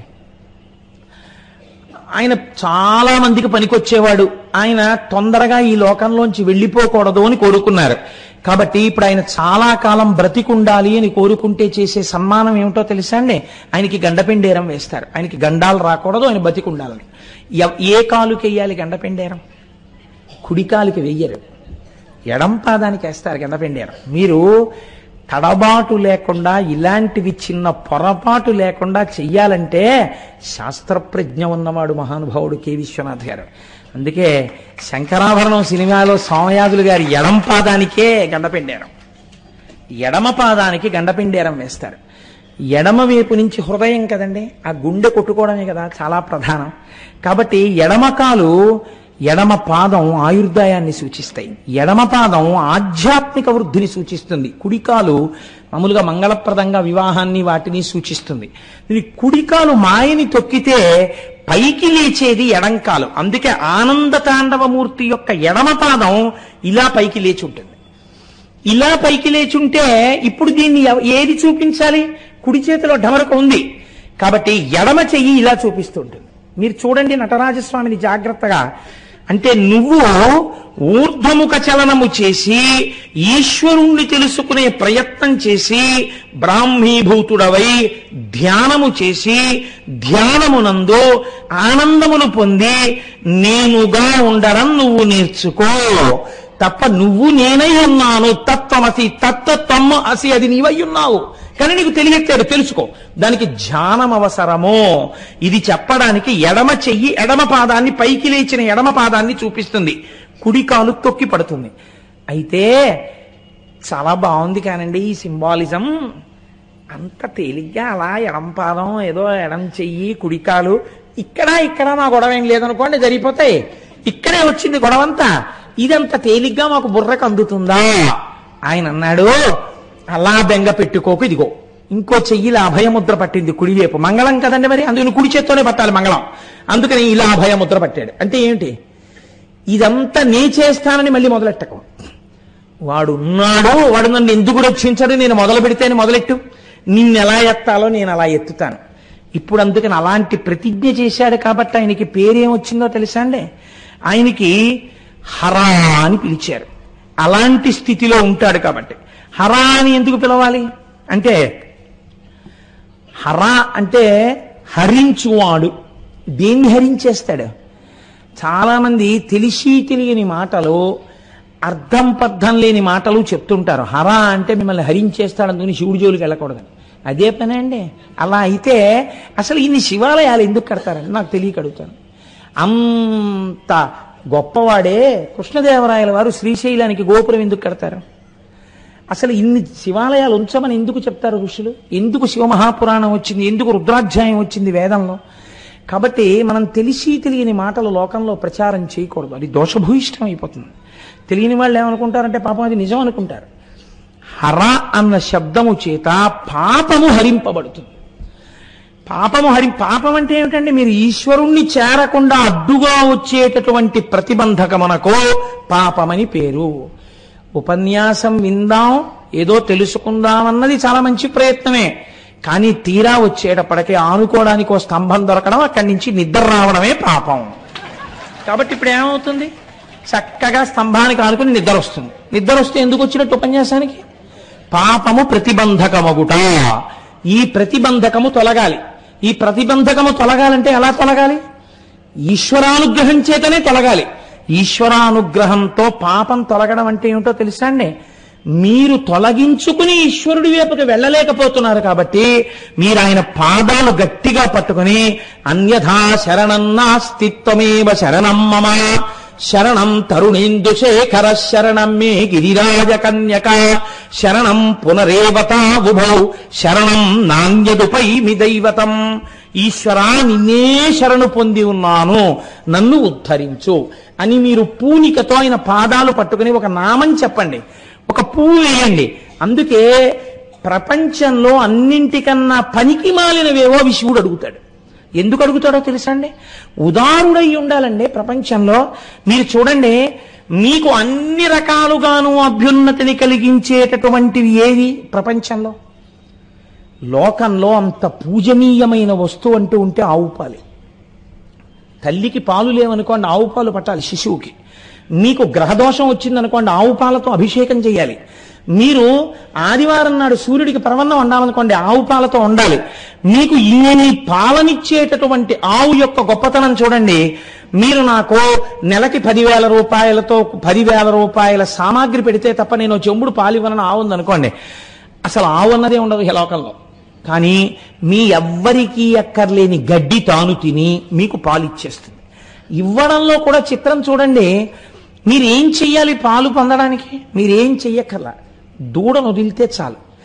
దూడ ఇలా వెళ్ళి ఆ శిరములను పట్టుకుని చప్పరించేటప్పటికీ పాలు వదులుతుంది. తిన్న ఆహారాన్ని వెనక్కి తీస్తుంది ఆవు. దానికి ఆ శక్తి ఉంది. జీర్ణం చేసేటప్పుడు గబగబా తినేసి ఉండలు ఉండలుగా మళ్ళీ వెనక్కి తెచ్చుకుని మళ్ళీ అలా తాదాత్మ్యంతో నవ్వులుతుంది. నవిలి నురగలు వస్తుంటాయి పక్క నుంచి. అప్పుడు మళ్ళీ మింగి, నిజంగా చాలా చిత్రంగా ఉంటుందండి. ఎక్కడైనా చెట్టు కింద ఆవు కనపడితే చక్కగా అలా చూస్తుండేవాడిని నేను పూర్వం. ఎందుకంటే అది నెమర వేసుకుంటున్నప్పుడు చూస్తుంటే నిజంగా బా ఏమి ధ్యానముద్రలో ఉందిరా ఇది అనిపిస్తుంది. నేను కోటేశ్వరరావు చెప్పారని కాదు, మీరు చూడండి, ఒక ఉండల అది మింగింది ఇలా కంఠంలోంచి కడుపులోకి వెళ్ళిపోతుంది. ఒక్క క్షణం వ్యవధిస్తుంది, అలా నిలబడుతుంది నోరు మూసుకొని, అంతే అంటుంది. ఈ కడుపులోంచి ఇంకొక ఉండ మీకు కనపడుతుంటుంది. కనపడుతూ ఉండగా ఒక ఉండ ఇలా ముందుకొచ్చి కంఠంలోంచి నోట్లోకి వస్తుంది. ఇప్పుడు మళ్ళీ నోరు తెరిచి గడ్డిగా ఉండ మీకు కనపడుతుంది. దాన్ని మళ్ళీ బాగా నవ్వులుతుంది. నవిలి మళ్ళీ మింగుతుంది. ఈ మింగబడినది బాగా నవలవలసినది కలవ వావులో. ఏం ఆశ్చర్యం అండి! మీరు మళ్ళీ కట్టేస్తారేమో అని దొరికింది గబగబా తినేస్తుంది. తర్వాత మీరు కట్టేసినా మీకోసం సాయంకాలానికి అటువంటి పాలు సిద్ధం చేస్తుంది. ఇలా దూడొచ్చి చప్పరిస్తే తిన్న ఆహారాన్ని వెనక్కి తీయగలిగిన ఆవు పాలని వెనక్కి తీయడం చేత కాదు, తీయది వెనక్కి. వీడొచ్చి పితికేస్తున్నాడని తెలిసినా మీరు ఇలా చల్లి నీళ్లు ఆ శిరాన్ని పట్టుకుని పిండేస్తుంటే పాలని మాత్రం వెనక్కి తీయదు, వదిలిపెట్టేస్తుంది అంతే. లోకమునందు మహోదయులైనటువంటి వారి యొక్క విషయాలన్నీ అలాగే ఉంటాయి. శివుడు కూడా అంతే. అందుకే 2 చాలా ఆయనకి, ఎవ్వరికీ పనికిరానివి. ఒక జిల్లేడు పువ్వు, ఒక తుమ్మి పువ్వు. ఈ 2 ఆయనకి చాలు. తుమ్మి పూలు ఎవరు దండలు కట్టుకుని తలలో పెట్టుకోరు. తుమ్మి పూలు ఎవరు అంత ఓపిగ్గా కొయ్యరు. కానీ ఆ తుమ్మి పూలు తీసుకొచ్చి ఇలా వేస్తే చాలు, పొంగిపోతాడు. జిల్లేడు సాధారణంగా పాడుపోయిపోయిన ఇళ్లలో ఉంటుంది, అందులోకి అసలు ఎవరు వెళ్ళరు. కాబట్టి మీరు జిల్లేడు పూలు కోసుకున్నారంట, అదేంటంటే పూలన్నీ కోస్తున్నారు అని ఎవరు అడగరు. ఆ జిల్లేడు పువ్వు ఈ 2 వేస్తే చాలు, పొంగిపోతాట ఆయన. అబ్బబ్బబ్బబ్బా ఎంత పూజ చేసేసావురా అంటట. కాబట్టి చాలా తేలిక వాటిని బుచ్చుకుని పెద్ద ఫలితాలను ఇస్తాను. ఎందుకు భయపడతావు? ఇది అభయముద్ర. అసలు అలా చేస్తానను చాలు. ఇలా ఓ తుమ్మి పువ్వు పట్టుకొచ్చి ఇలా ఓ పాదం మీద వేయి చాలు, నిన్ను కౌగిలించేసుకుంటాను నా వాణ్ణని. ఇది హర, నీ పాపాన్ని హరిస్తాను. హరించడంలో ఒక చిత్రం ఉంది. ఈ హరించినప్పుడు క్రమంగా పెరుగుతాడు ఉపాసకుడు. పెరిగి శివ అంటే మంగళాన్ని చేరుతాడు. నేను ఈశ్వర నీవాడను కావాలి అంటాడు. ఇప్పుడు ఈ స్థితి ఎలా ఉంటుందో తెలుసా అండి? తన వారి మధ్యలోనే ఉంటాడు, తన భార్యతో ఉంటాడు, తన పిల్లలతో ఉంటాడు, అందరూ తన వాళ్ళతో ఉంటాడు. కానీ తన వాడు ఎవడు అని అడిగితే లోపల మాత్రం నా శివుడు అంటూ ఉంటాడు. పైకి అండ అస్తమానం. అలా అంటే ఇంట్లో గొడవలు వస్తాయి. అలా పైకి అనక్కర్లేదు. నేను చేరవలసినది శివుడనే అంటుంటాడు. ఇప్పుడు ఇలా అంటుంటే ఏమవుతుంది? భార్య భర్తని చేరడానికి ఎలా తపిస్తుందో తాను శంకరుణ్ణి చేరడానికి అలా తపిస్తాడు. అందుకే నాయిక నాయక భావనలతో కవిత్వాలన్నీ వచ్చాయండి. రమణ భగవానులంతటి వారు అరుణాచల అక్షర మణిమాల అని చెప్పి రచన చేసి అరుణాచలేశ్వరుణ్ణి పెళ్లి కొడుగ్గా తన్ని పెళ్లి కూతురుగా సంభావన చేసుకున్నారు. ఎందుకు చేస్తారో తెలుసా? అలాగే వైష్ణవ సంప్రదాయం నందు ఆళ్వారులు అని అంటారు. ఆళ్వారులు అంటే ఏమిటో తెలుసా అండి మీకు? సమస్త శుభలక్షణములు కలిగినటువంటి స్త్రీ ఒక అర్థంలో. అందుకే మీరు పూర్వ రాజశాసనాలు చూస్తే ఫలానా ఆళ్వారిని రాజు పెళ్ళాడని ఉంటుంది. అంటే వాళ్ళు సమస్తమైనటువంటి శుభలక్షణములంటే గొప్ప పవిత్రమైన భక్తిభావమును కలిగినటువంటి వారు, ఈశ్వరుడి చేత పొందడానికి యోగ్యమైనటువంటి వారు. అలాగే మీరు ఈశ్వరుణ్ణే పొందాలనుకున్నప్పుడు భార్య భర్తని చేరినట్టు తాను ఈశ్వరుణ్ణి చేరాలని ఒక్కడే పురుషుడున్నాడు. పతిం విశ్వస్యాత్మేశ్వరగం శాశ్వతగం శివం అచ్యుతం అంటాడు. ఆ శివుడొక్కడే పురుషుడు, వాణ్ణి మేము చేరాలంటారు. ఇప్పుడు స్త్రీ పురుష భావన ఉందా? అందరూ స్త్రీలే, అందరూ ఆయన్ని చేరాలనుకుంటారు. చిత్రం ఏమిటో తెలుసా అండి? ఈ పొందిన స్థితి మీకు గమ్మత్తుగా ఉంటుంది. ఒకానొకప్పుడు బృందావనంలో మహానుభావుడు వల్లభాచార్యుల వారిని చాలా గొప్పవారు. వారు బృందావనానికి విజయం చేశారు. విజయం చేసి అక్కడ స్తోత్రాలు, భజనలు, పాటలు, శిష్యులు చాలా అందంగా గడుపుతున్నారు. అదే బృందావనానికి మీరాబాయి వెళ్ళింది. వెళ్ళి ఆవిడ కూడా మహాభక్తి తత్పరురాలు. మీరాబాయి కబురు చేసింది వల్లభాచార్యుల వారికి, అయ్యా ఒక్కసారి మీ దర్శనం చెయ్యాలనుకుంటున్నాను అంటే ఆయన అన్నారు, మేము స్త్రీలని చూడం కాబట్టి మీకు దర్శనం ఇవ్వడం కుదరదు అని కబురు చేశారు. అంటే మీరాబాయి అంది, ఇప్పటి వరకు నేను లోకంలో ఒక్కడే పురుషుడు అనుకున్నాను, రెండో పురుషుడు బృందావనానికి వచ్చాడా అని కబురు చేసింది. కబురు చేస్తే వల్లభాచార్యుల వారు తెల్లబోయారు. ఏమిటి ఈ మాట అని అడిగారు. సమస్త జగత్తు పొందవలసినది కృష్ణుడిని ఒక్కడిని, అందుకని నాకు తెలిసి కృష్ణుడు ఒక్కడే పురుషుడు, అందరూ ఆయన్ని చేరుతారు. కృష్ అంటే నిరతిశయ ఆనందం. అందుకే మీకు ఇందాక చెప్పా, కృష్ణుడన్నా శివుడన్నా అన్ని ఒక్కటే అని. ఇప్పుడు కొత్తగా వల్లభాచార్యుల వారు ఒక ఆయన వచ్చి నేను పురుషుణ్ణి కాబట్టి స్త్రీని చూడండి అంటున్నారు, ఈయనకు ఇంకో పురుషుడు కూడా ఉన్నాడా బృందావనంలో అని అడిగాను అన్నారు. ఇప్పుడు వల్లభాచార్యుల వారి మాట విని, ఈ స్థాయి పొందినటువంటి తల్లినితో నేను ఇలా మాట్లాడడం పొరపాటు, నేనే ఆ తల్లిని చూడ్డానికి వస్తున్నానని మా మీరాబాయి గారి దర్శనానికి వల్లభాచార్యుల వారు వచ్చారు. ఈ స్థితిని పొందడం హర నుంచి శివని చేరడం, ఈ శివ దగ్గర నుంచి ఆనందతాండవమూర్తిలోకి లయమైపోవడం, తాను ఆనందముగా మారిపోవడం. తాను ఆనందముగా మారిపోతుంటే ఇప్పుడు ఏమవుతుంది? అంత ఆనందతాండవం చేసేవాడు ఎవరు? మీరు జాగ్రత్తగా ఈ ప్రశ్నకి జవాబు చెప్పండి. ఎవరు చేస్తున్నారు అది? అప్పుడు పంచకట్టుకు చేస్తున్నాడు, కానీ ఎవరు చేస్తున్నారు? దిగంబరుడు చేస్తున్నాడు. అంత ఆనందం. ఆయన బట్టే కట్టుకోడు. ఎందుకు కట్టుకోడో తెలుసా అండి? ఒకసారి భిక్షుకమూర్తిగా వచ్చారు ఆయన. అప్పుడు ఆయన బట్టలు లేకుండా వచ్చారు. ఎందుకు వస్తారు అంటే శరీర భ్రాంతి లేకపోవడాన్ని ఆనందం అంటారు. రమణుల గురించి మీరు విన్నారు కదా, అసలు ఇది ఒకటి ఉంది అని ఆయనకి తెలియదు. పుండుకి పుండు పుట్టింది అన్నారు ఆయన. అందుకని ఇది నేనేమిటి, ఇది నేను కాదు, నేను అంతటా నిండి ఉన్నాను, నాకు మరణం ఏమిటి, నా శరీరానికి మరణం ఉంది, నాకు మరణం లేదన్నారు. అటువంటి ఆత్మస్వరూపి అయినటువంటి ఆనంద తాండవమూర్తి యందు సాధకుడు కలిసిపోతే అప్పుడు ఏమవుతుంది? తానే నటరాజు అయిపోయాడు, తానే ఆనంద తాండవమూర్తి అయిపోయాడు. ఇప్పుడు ఇంకా ఆయనకి మళ్ళీ చావడం అన్నది ఉండా? ఇదే ఆఖరి చావు, శరీరానికి ఇదే చిట్ట చివరి చావు. ఇంకొకసారి చావడం. ఎందుకు చావడం? ఇంకొకసారి పుట్టడు కనుక. ఇది దేని వలన వస్తోంది మీరు బాగా గుర్తుపట్టండి. శివుడి యొక్క విశేషములు వేటిని మీరు సామాన్యంగా తీసుకోవడానికి ఉండవు. ఇది దేని వలన వస్తోంది? మీరు కేవలంగా ఒక నటరాజస్వామి వారి మూర్తిని పెట్టుకుని అష్టోత్తరం చేస్తాను, సహస్రం చేస్తాను, నటరాజస్వామి వారి మీద నేను పెద్ద పెద్ద స్తోత్రాలు చేస్తాను అంటే మీకు ఈ నటరాజ తత్వము ఆవిష్కరింపబడుతుందా? మీకు లోపల జీర్ణం అవుతుందా? జీర్ణము కాదు. ఇలా చూడాలన్న కోరిక పుట్టడమే చాలా కష్టం అండి.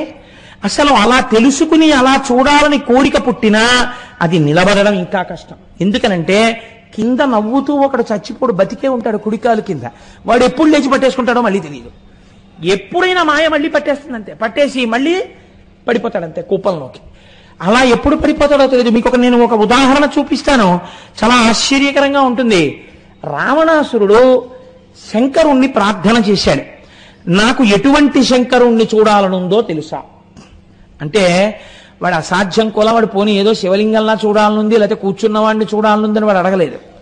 నాకు జటాటవీగల జల ప్రవాహ పావిత స్థలే గళేవలం వ్యలంబితాంభుజంగ తుంగమాలికాం ఢమఢమఢమఢమన్నినాదమడ్డవర్వయం చకార చండ తాండవంతనోతున శివ శివం జటాకటాహ సంభ్రమ భ్రమన్నిలింప నిర్జరీ విలోల వీచి వల్లరీ విరాజమానమూర్ధని ధగద్ధగద్ధగజ్వలల్లలాట పట్టపావకే కిశోర చంద్రశేఖరే రతి ప్రతిక్షణం మమ ధరాధరేంద్రనందిని విలాస బంధు బంధుర స్ఫురద్దిగంత సంతతి ప్రమోదమాన మానసే కృపాకటాక్షధోరణి నిరుద్ధదుర్ధరాపతి క్వచిద్దిగంబరే మనో వినోదమేతుమస్తుని జటాభుజంగ పింగళ స్ఫురత్మణామణి ప్రభా కదంబ కుంకుమద్రవ ప్రణిప్త దిగ్వధూముఖే మదాంద సింధుర స్ఫురత్తదుత్తరీయ మేదురే మనోవినోదమద్భుతం బిభర్తుభూత భర్తరి సహస్రలోచన ప్రభృత్య శేషలేఖ శేఖర ప్రసూనధూళి ధోరణి విధూసరంగ్రిపీఠ భూ భుజంగరాజమాలయా నిబద్ధజాట జూటక శ్రియైచరాయ జాయతాం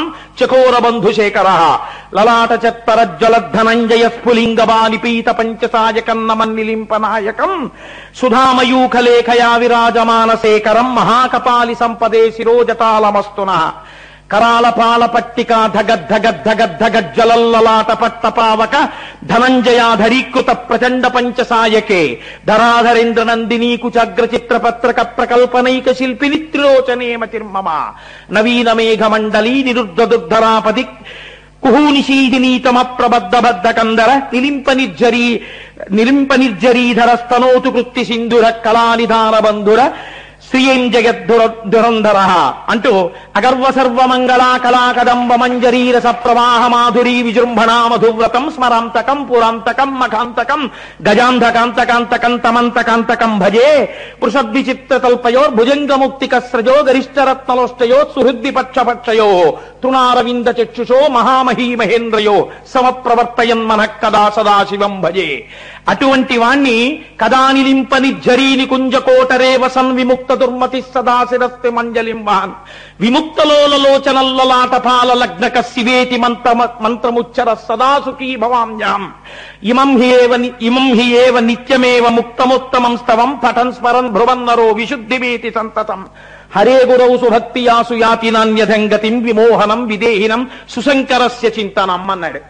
ఇంత చెప్పి జటాకటాహ సంభ్రమ భ్రమన్నిలింప నిర్జరి ఆనందతాండవం చేస్తున్నప్పుడు ఆ జటాజూటంలో ఉన్నటువంటి గంగ బింది తిరుగుతున్నప్పుడు నీళ్లు ఎలా తిరుగుతాయో అలా తిరుగుతూ పైకి చిప్పిల్లుతున్నవాణ్ణి, జటలు అటు ఇటు ఊగిపోతున్నవాణ్ణి, ఆయన శరీరమును ఆశ్రయించి నిలబడలేక జారిపోతూ శరీరాన్ని గట్టిగా కరిచి పట్టుకున్న పావులున్నవాణ్ణి, ఆనందతాండవం చేస్తున్నప్పుడు వేదికంతా భస్మతో నిండిపోయేటట్టుగా జలజలా రాలిపోతున్నటువంటి వాణ్ణి, పక్కన అమ్మవారు కూడా చూస్తూ నిలబడలేక సంతోషంతో లేచి తల్లి కూడా నాట్యం చేస్తుంటే జగత పితలం వందే అని ఇద్దరూ కలిసి చేస్తున్నటువంటి తాండవమున్న మూర్తిని ఏనాడు నేను గంగా తీరంలో స్నానం చేసి సైకతంలో కూర్చుని రెండు చేతులు శిరస్సు మీద పెట్టి కదానిలింప నిర్జరీని కుంజకోటరేవ సన్విముక్త దుర్మతి సదాశిరస్తమంజలింబాన్ నేను లోపల పంచాక్షరి మహామంత్రం చేస్తూ అలా చూస్తుంటే నాకు వారణాసి శిఖర గోపురముల మీద నుంచి 3 నేత్రములు కలిగినటువంటి ఆ ఆనంద తాండవమూర్తి అయిన శంకరుడు నాకెన్నడూ దర్శనమిస్తాడో నేను ఉవ్విళ్ళూరుతున్నాను, నాకు శంకరుడు గురువయ్యిట్లు దర్శనమిచ్చుగాక అని స్తోత్రం చేశాడు. ఇంత స్తోత్రం చేసినటువంటి రావణాసురుడు అలా నిలబడగలిగాడా? మీరు ఆలోచించండి. మీరు విన్నారు కదా జ్యోతిర్లింగాన్ని, రానా వెంట లంకకన్నాడు. ఏమైపోయింది మరి ఈ స్తోత్రం అంటే? అంతలో కమ్మింది మాయ. అడగడం కాదు, అడిగినవాడు నిలబడడం కూడా చాలా కష్టం. ఆ నిలబడడానికి శివానుగ్రహము ఉండి తీరాలి. శివానుగ్రహము కలిగిందా ఆయనే నడిపిస్తాడు. ఈ నడిపించడం అన్నది ఎంత చిత్రంగా ఉంటుందో తెలుసా అండి శాస్త్రంలో. పూర్వకాలంలో ఋషులు కర్మఠులై ఉన్నారు కొంతకాలం. కర్మఠులై ఉండడం అంటే వాళ్ళకి నమ్మకం ఏమిటంటే కేవలం కర్మ చేస్తే చాలు, ఫలితం వచ్చేస్తుంది. నేను మీకు చెప్పాను కదా, నటరాజస్వామి ముందు కూర్చుని పూజ చేసేస్తే నటరాజ తత్వము మీకు తెలిసిపోతుందా? మీరు ఆనంద తాండవమూర్తిగా మీరు మారగలరా? మీరు మారలేరు. మీరు ఎప్పుడు మారగలరు? మీరు దాని తత్వాన్ని తెలుసుకుని, మీ యొక్క యథార్థ స్వరూపాన్ని తెలుసుకుని, మాయ ఏమిటో తెలుసుకుని, గురుముఖత జ్ఞానాన్ని పొందితే అప్పుడు మీరు ఈశ్వరుడు యందు ప్రవేశించేటటువంటి అదృష్టం కలుగుతుంది. మీ స్వస్వరూప భాష కలిగి మీరు ఈశ్వరుడిగా నిలబడగలరు. ఇది కలగడానికి కేవల బాహ్య పూజ సరిపోతుందా? సరిపోదు. అలాని మానేయవచ్చా? మానేయకూడదు. ఇప్పుడు ఎక్కడ ఇబ్బంది వస్తుందంటే, కేవలము బాహ్య పూజ ఈ స్థితిని అందించగలదు అనుకుని మొదలు పెడితే అది ఆ స్థాయిని మీకు అందించలేదు. ఇప్పుడు దోషం ఎక్కడొస్తుందంటే, పూజ చెయ్యడంలో దోషం లేదండి. జ్ఞాని కూడా పూజ చేస్తాడు, హాయిగా చేయొచ్చు, తప్పేం లేదు. కానీ పూజ చేసేటప్పుడు ఈ పూజ పండి ఫలించి ఈశ్వరానుగ్రహంగా మారి నాకు జ్ఞానాన్ని ఇస్తుంది అని పూజ చెయ్యాలి తప్ప కేవలం ఈ పూజే నన్ను ఉద్ధరించేసి ఈశ్వరుల్లో కలిపేస్తుందని అనుకుంటే కించిత్ పొరపాటు అయినట్టు. ఇప్పుడు చూడండి ఎక్కడ దోషం జరిగింది మునుల వలన. వాళ్ళు అన్నారు, మేము శివలింగానికి పూజ చేస్తే చాలు. వాళ్ళ భార్యలు ఎటువంటి వారు? వాళ్ళు స్త్రీలు, వాళ్ళకి ఉపాసన ఉందా? వాళ్ళు చేస్తారా పూజ? వాళ్ళు చేయరు. వాళ్ళు చేయకపోయినా వాళ్ళు ఏం చేశారు? వాళ్ళు చెయ్యకుండా వాళ్ళు అన్నారు, ఈశ్వర పూజ దేని కొరకు? ఈశ్వరానుగ్రహము కొరకు. ఆ ఈశ్వరుడు నిజమైన నేను నాది, దాన్ని చేరుకోవాలి తప్ప కేవలము పూజ రక్షించదు. పూజ చేత ప్రీతి పొందిన ఈశ్వరానుగ్రహము మనని రక్షిస్తుంది అని వీళ్ళు నమ్మారు. వీళ్ళు ఆడవాళ్ళు, వాళ్ళు మొగాళ్ళు. వీళ్ళు భర్తలతో ఈ మాట చెప్పలేరు కదా ధైర్యంగా. అందుకని వీళ్ళు రోజు కర్మలంపటులై పూజ ఒక్కటే చేసేవారు, జ్ఞానం వైపుకి వెళ్ళలేదు. ఒకానొక నాడు అరణ్యంలోకి దర్భలు సేకరించుకుని, మారేడు దళాలు సేకరించుకుని, పువ్వులు సేకరించుకుని రావడం కోసమని వెళ్ళారు. పరమశివుడు గొప్ప సౌందర్య రాశి అయి, రాశీభూతమైన అందమై, అసలు కన్ను విప్పి చూసిన తరువాత ఇంకా కన్ను ముయ్యలేనంత అందగాడై ఆయన ఈ దారుకావనంలో ఈ మునులు ఉండేటటువంటి ఆ కుటీరముల దగ్గరకు వచ్చాడు.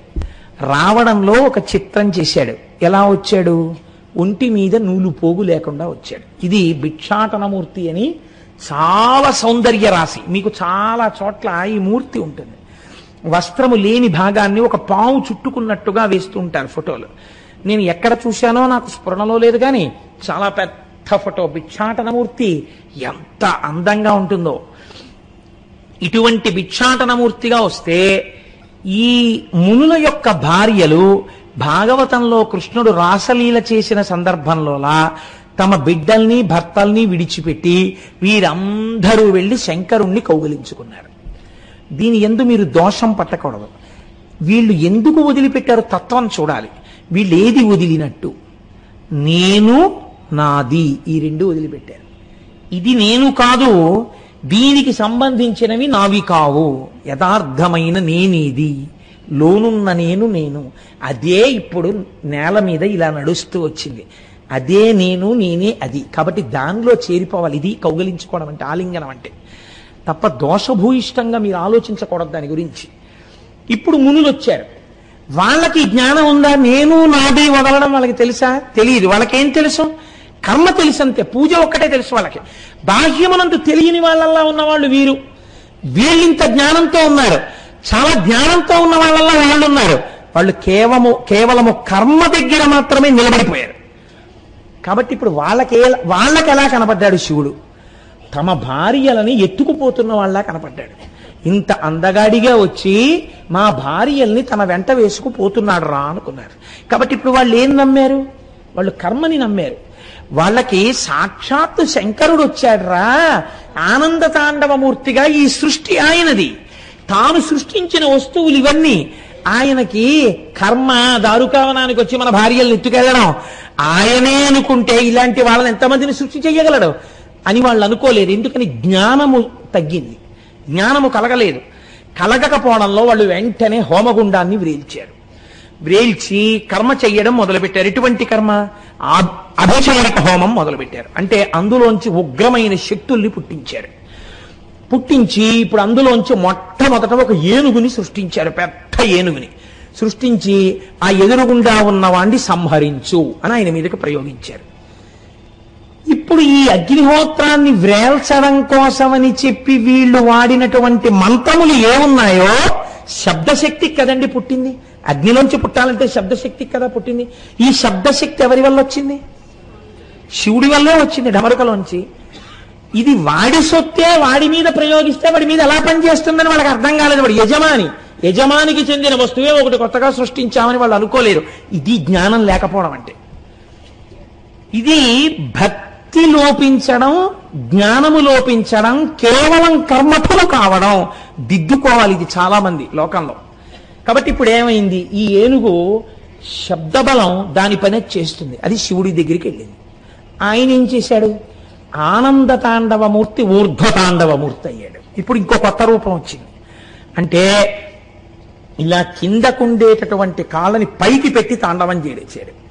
చేసి ఆ తాండవం చేసేటప్పుడు అంటే ఇది కించిత్ ఉగ్రమూర్తి అయ్యాడు.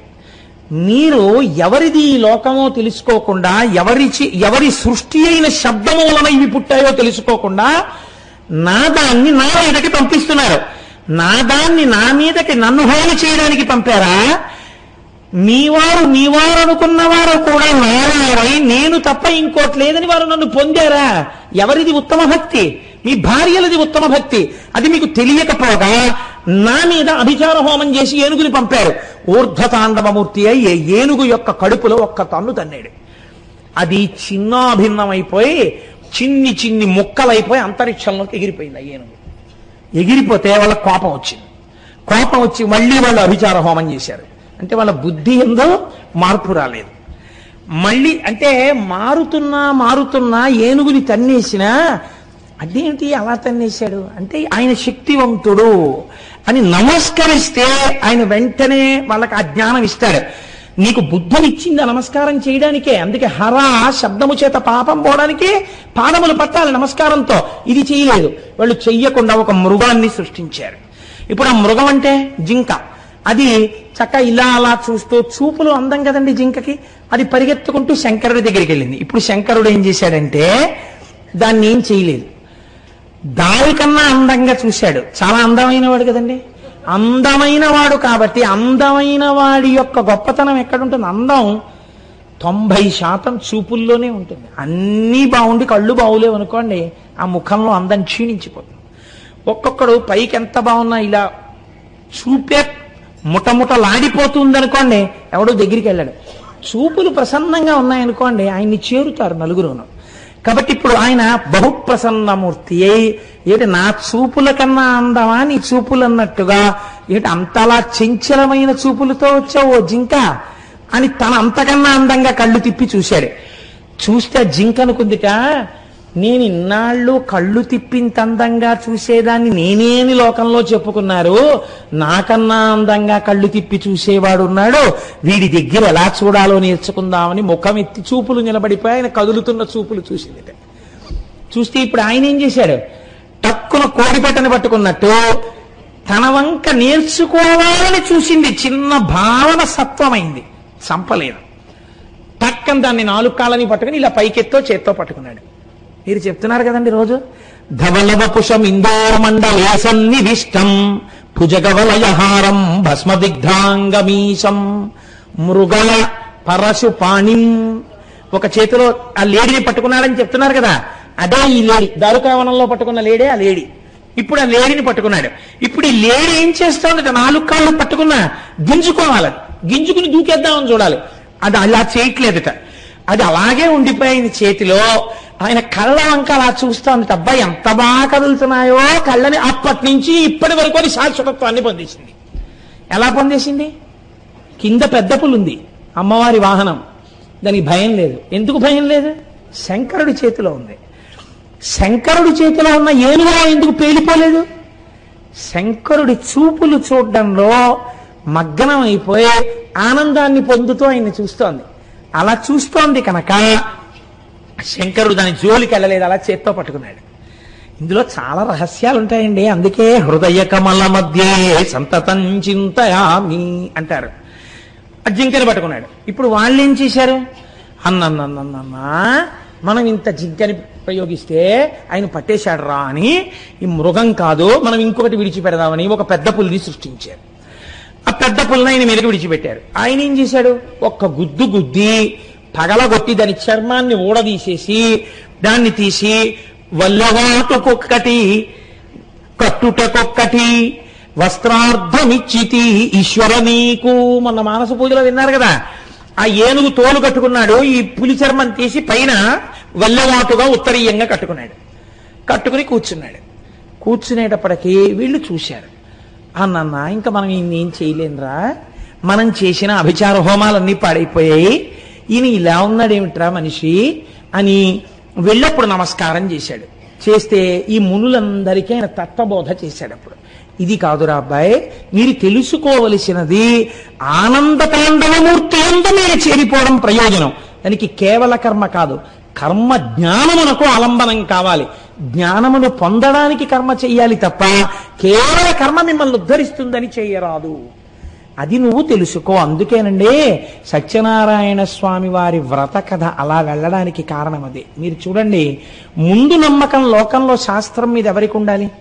బ్రాహ్మణుడికి ఉండాలి. చదువుకునేవాడు వాడు కాబట్టి ముందు ఎవరు చేశారు సత్యనారాయణ వ్రతం? బ్రాహ్మణుడు చేశాడు. బ్రాహ్మణుడు చెయ్యగానే వాడికి ఐశ్వర్యం వచ్చింది. ఇప్పుడు అది ఎవరు చూశారు? సమాజంలో అట్టడుగున ఉన్నటువంటి ఒక కట్టెల మోపులు అమ్ముకునే వ్యాపారి చూశాడు. ఆయన కట్టెల మోపు అక్కడ పెట్టి ఆ వ్రతాన్ని అలా చూసి ప్రసాదం తిని, అయ్యా నాకు చేసుకోవాలని ఉందండి అన్నాడు. నువ్వేం చేయగలవు అన్నాడు ఆ బ్రాహ్మణుడు. అనలేదు. ఇది ఎలా చేసుకోవచ్చో కల్పం అంతా చెప్పి, ఇంకొక మాటలో చెప్పాలంటే ఈయనే చేయించినట్టు. ఇప్పుడు ఆయన ఏమయ్యాడు? ఆయన కూడా వైభవాన్ని పొందేశాడు. మధ్యలో క్షత్రియుడు రాజు, ఆయన ఏం చేశాడు? ఆయన వ్రతం చేసి ఆయన సంతానాన్ని పొందాడు. బ్రాహ్మణ బోధ చేత రాజుకి వేదమునందు విశ్వాసం కలగాలి, ఆయన అభ్యున్నతిని పొందాడు. కొంచెం అటూ ఇటూగా అనుమానంతో భగవంతుడితో బేరాలాడి వ్యాపారాలాడినటువంటి వాడు ఎవరున్నాడు? ఆయన ఏం చేశాడు? సంతానం కలిగితే చేస్తానన్నాడు. సంతానం అన్నాడు కానీ మగపిల్లాడు అనలేదుగా. ఈశ్వరుడు ఆడపిల్లనిచ్చాడు. ఆడపిల్లనిస్తే అభ్యంతరం ఏముందంటే, ఆడపిల్ల కడుపున మగపిల్లాడు పుడితే రోహితుడు పుట్టేసినట్టే, కొడుకు పుట్టినట్టే. కానీ ఇప్పుడు ఏం చేశాడు ఆయన? ఇప్పుడు ఆయన ఆడపిల్ల పుట్టింది కదా, ఇప్పటికే చాలా ఖర్చు, ఎదురు పెళ్లి చెయ్యాలి, ఏదో లెక్కలు వేసుకుని తర్వాత చూద్దాం పెళ్లిలో చేద్దాం అన్నాడు. పెళ్లిలో చేశాడా? చేయలేదు. అబ్బో ఆ తర్వాత ఎన్ని వచ్చాయి మీకు తెలుసు. ఇప్పుడు నేను కథ అంతా చెప్పడం ఎందుకు? ఇన్ని కష్టాలు వచ్చినా నిలబడలేదు. ఆఖరణ ప్రసాదం ముచ్చుకోకుండా వస్తే పడవ ముంచేశాడు. ప్రసాదం అంటే ఏంటి? ఈశ్వర అనుగ్రహమునకు ప్రసాదం అని పేరు. ప్రసాదం తింటే లోపలికి వెళ్ళి మనస్సులో ఆరోవంతుగా మారి బుద్ధిగా మారి, ఆ బుద్ధి చేత ఇప్పటి వరకు మీరు పడుతున్న కష్టానికి తెలియనటువంటి పరిష్కారం మీ మనస్సులోని గోచరమై మీరు ఆ పని చేయడం వల్ల మీ కష్టం తీరిపోతుంది. అయ్యో ఇన్నాళ్ళు తెలియలేదండి, ఇంత చేస్తే ఇదిగో ఆయన దగ్గరికి వెళ్తే అయిపోయిందండి పని అంటే. ఇది ఎక్కడి నుంచి వచ్చింది? ప్రసాదము ద్వారా వచ్చినది. అందుకే మన సనాతన సంప్రదాయమునందు పులిహార లోపలికి తీసుకెడుతుంటే కళ్ళకద్దుకోరు, నైవేద్యం పెట్టి బయటికి తీసుకొస్తే కళ్ళకద్దుకుని నోట్లో వేసుకుంటాం. ప్రసాదం అంటే ప్రసాదమే మనకి. అంతేకాని ఈశ్వరుడు తిన్నాడా అండి, ఎందుకు పెట్టడం అండి, ఇలాంటి వెర్రి మాటలు చేతకాక ఋషులు పెట్టలేదు నైవేద్యాన్ని.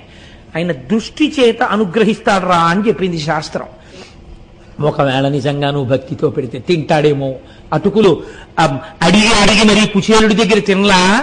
మీకు నేను ఒక యథార్థం చెప్తున్నానండి, మీరు పూనికతో నైవేద్యం పెట్టండి, అనుకోకుండా మీ ఇంటికి ఆ రోజున ఎవరో ఒకరు వచ్చి తింటారు ప్రసాదం. ఖచ్చితంగా జరుగుతుంది. ఈశ్వరుడు ఢమరుకావన్నీ పట్టుకుని వచ్చేయక్కర్లేదు, ఎవరి రూపంలోనో వస్తాడు. మీకు ప్రసాదం ఈయనకి ముందు పెడదామనిపిస్తుంది. ఇంత పళ్ళెంలో పెడతారు. అబ్బా కోటేశ్వరారు మంచి వేళకు వచ్చానండి, ఎంత అదృష్టం అండి, వాళ్ళకు ప్రసాదం దక్కింది అని ఆయన ప్రసాదం ఆయనే కళ్ళకత్తుకుని నోట్లో వేసుకుంటాడు. అది ఆయనే ఈయనగా వచ్చాడని మీరు గుర్తించాలి. ఈశ్వరుడు అలా వచ్చి స్వీకరించి మీకు వ్రతఫలాన్ని ఇస్తాడు ఒక్కొక్కసారి. కాబట్టి ఈ కర్మ జ్ఞానమునకు దారి తీయాలి. మీ ఎడల అలా జరగలేదు. జరగకపోవడం దీనికి అంతటికీ కారణమైందని స్వామి ఇప్పుడు వీటిని తీసుకుని తాను చేతులలో ఆభరణములుగా ధరించారు. ఎందుకు ఇవి ధరించాలి? ఏదో ఋషులు ప్రయోగించింది, ఇప్పుడు ఎందుకంటే అవన్నీ పట్టుకుని అప్పటి నుంచి ఇప్పటి వరకు అలా కూర్చోవడం? ఎవరో ఏదో ప్రేమతో నాకు ఏదో ద్రాక్షపండు అరటిపండు ఇచ్చారనుకోండి, పోనీ అవి ఏదో కారు దాకా పట్టుకెళ్ళి ఇంటికి పట్టుకెళ్తే బాగుంటుంది. మీరు రేపు పొద్దున్న ఏదో పని మీద మా ఇంటికి వచ్చేటప్పుడు కూడా నేను అలాగే అరటిపళ్ళు పట్టు కూర్చున్నాను అనుకోండి, ఏమంటే ఎందుకంటే అలా పట్టు కూర్చున్నారు, పోనీ తింటే తినాలి లేకపోతే పక్కనెట్టాలి, అదేంటి అరటిపళ్ళు పట్టు కూర్చోరా ఎందుకని అడగరు నన్ను.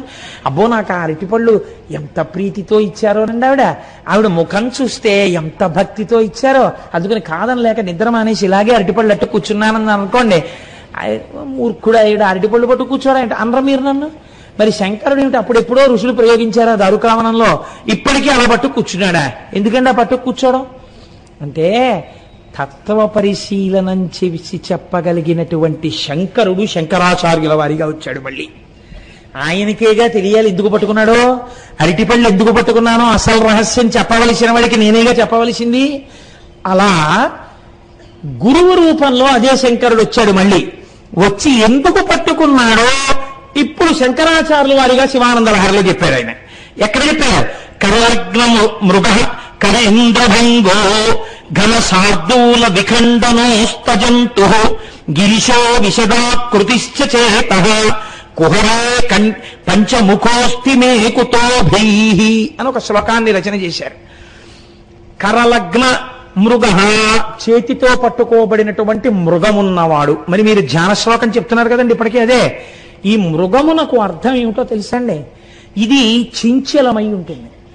జింక లేదా లేడీ ఎప్పుడూ కూడా ఇలా పరిగెడుతుంది, ఆగుతుంది, చూస్తుంది, పరిగెడుతుంటుంది. భీతహరిణ అంటారు. భయంతో అలా పరుగులు తీస్తూ ఉంటుంది, ఆగుతూ ఉంటుంది, వెడుతూ ఉంటుంది, చంచలత్వంతో ఉంటుంది తప్ప ఎప్పుడో చోట స్థిరంగా అలా నిలబడి ఓ ఏనుగులాగో అలా ఏం ఉండదని. ఇప్పుడు ఈ జింకని వేటాడేటప్పుడు సింహానికో లక్షణం ఉంటుంది. అది ఏం చేస్తుంది అంటే జింకని చంపేటప్పుడు అదే పనిగాను హీన ప్రకృతితో చంపదు. సింహం చంపితే సింహంలాగే చంపుతుంది, ఒక్క దెబ్బ కొడుతుంది అంతే. అసలు కొట్టక్కర్లేదండి. పరిగెడుతున్నటువంటి లేడి మీదకి రెండు ముందు కాళ్ళు పైకెత్తి దాని కడుపు కింద వరకు పంజాలో గోరును విచ్చి పట్టుకునేటప్పటికీ చచ్చిపోతుంది అంతే. లేడీ మీద సింహం పడిపోయిందని తెలియగానే ఇప్పుడు అది ఏం చేస్తుందంటే తన నోట కరుచుకుని చేత్తో ఎత్తినట్టుగా పట్టుకుని రెండు చేతులతో ఎత్తుతో గుహలోకి ఈడ్చుకుపోతున్నాడు. ఈశ్వరా, మీరు ఒక సింహమై ఆ మృగమును పట్టి ఉన్నారు. కరీంద్రభంగో, సింహము ఏనుగుని ఎలా చంపుతుందో అలా మీరు ఒక ఏనుగుని చంపారు. ఘన శార్దూల విఖండనోస్త జంతు, మీరు ఒక పెద్ద పులిని సింహం ఎలా చంపుతుందో అలా చంపి దాని తోలు తీసి కట్టుకున్నారు. గిరిశో విశదాకృతిశ్చ చేతః, ఈ సింహం కొండ గుహలో ఉంటుంది, మీరు హిమాలయ పర్వతాల మీద గుహలో ఉంటారు. కుహరే పంచముఖోస్తి మే కుతోభీః, ఈ గుహ ఎక్కడుందో శంకరాచార్యులు వారు మార్చేశారు. ఎంత చిత్రం చేశారంటే ఇక్కడ రహస్యం చెప్తున్నారు. ఋషులు ప్రయోగించింది శివుడు ఎందుకు పట్టుకున్నాడు. చంచలమైనటువంటి మృగము చంచలత్వమును ఎప్పుడు మానేసింది?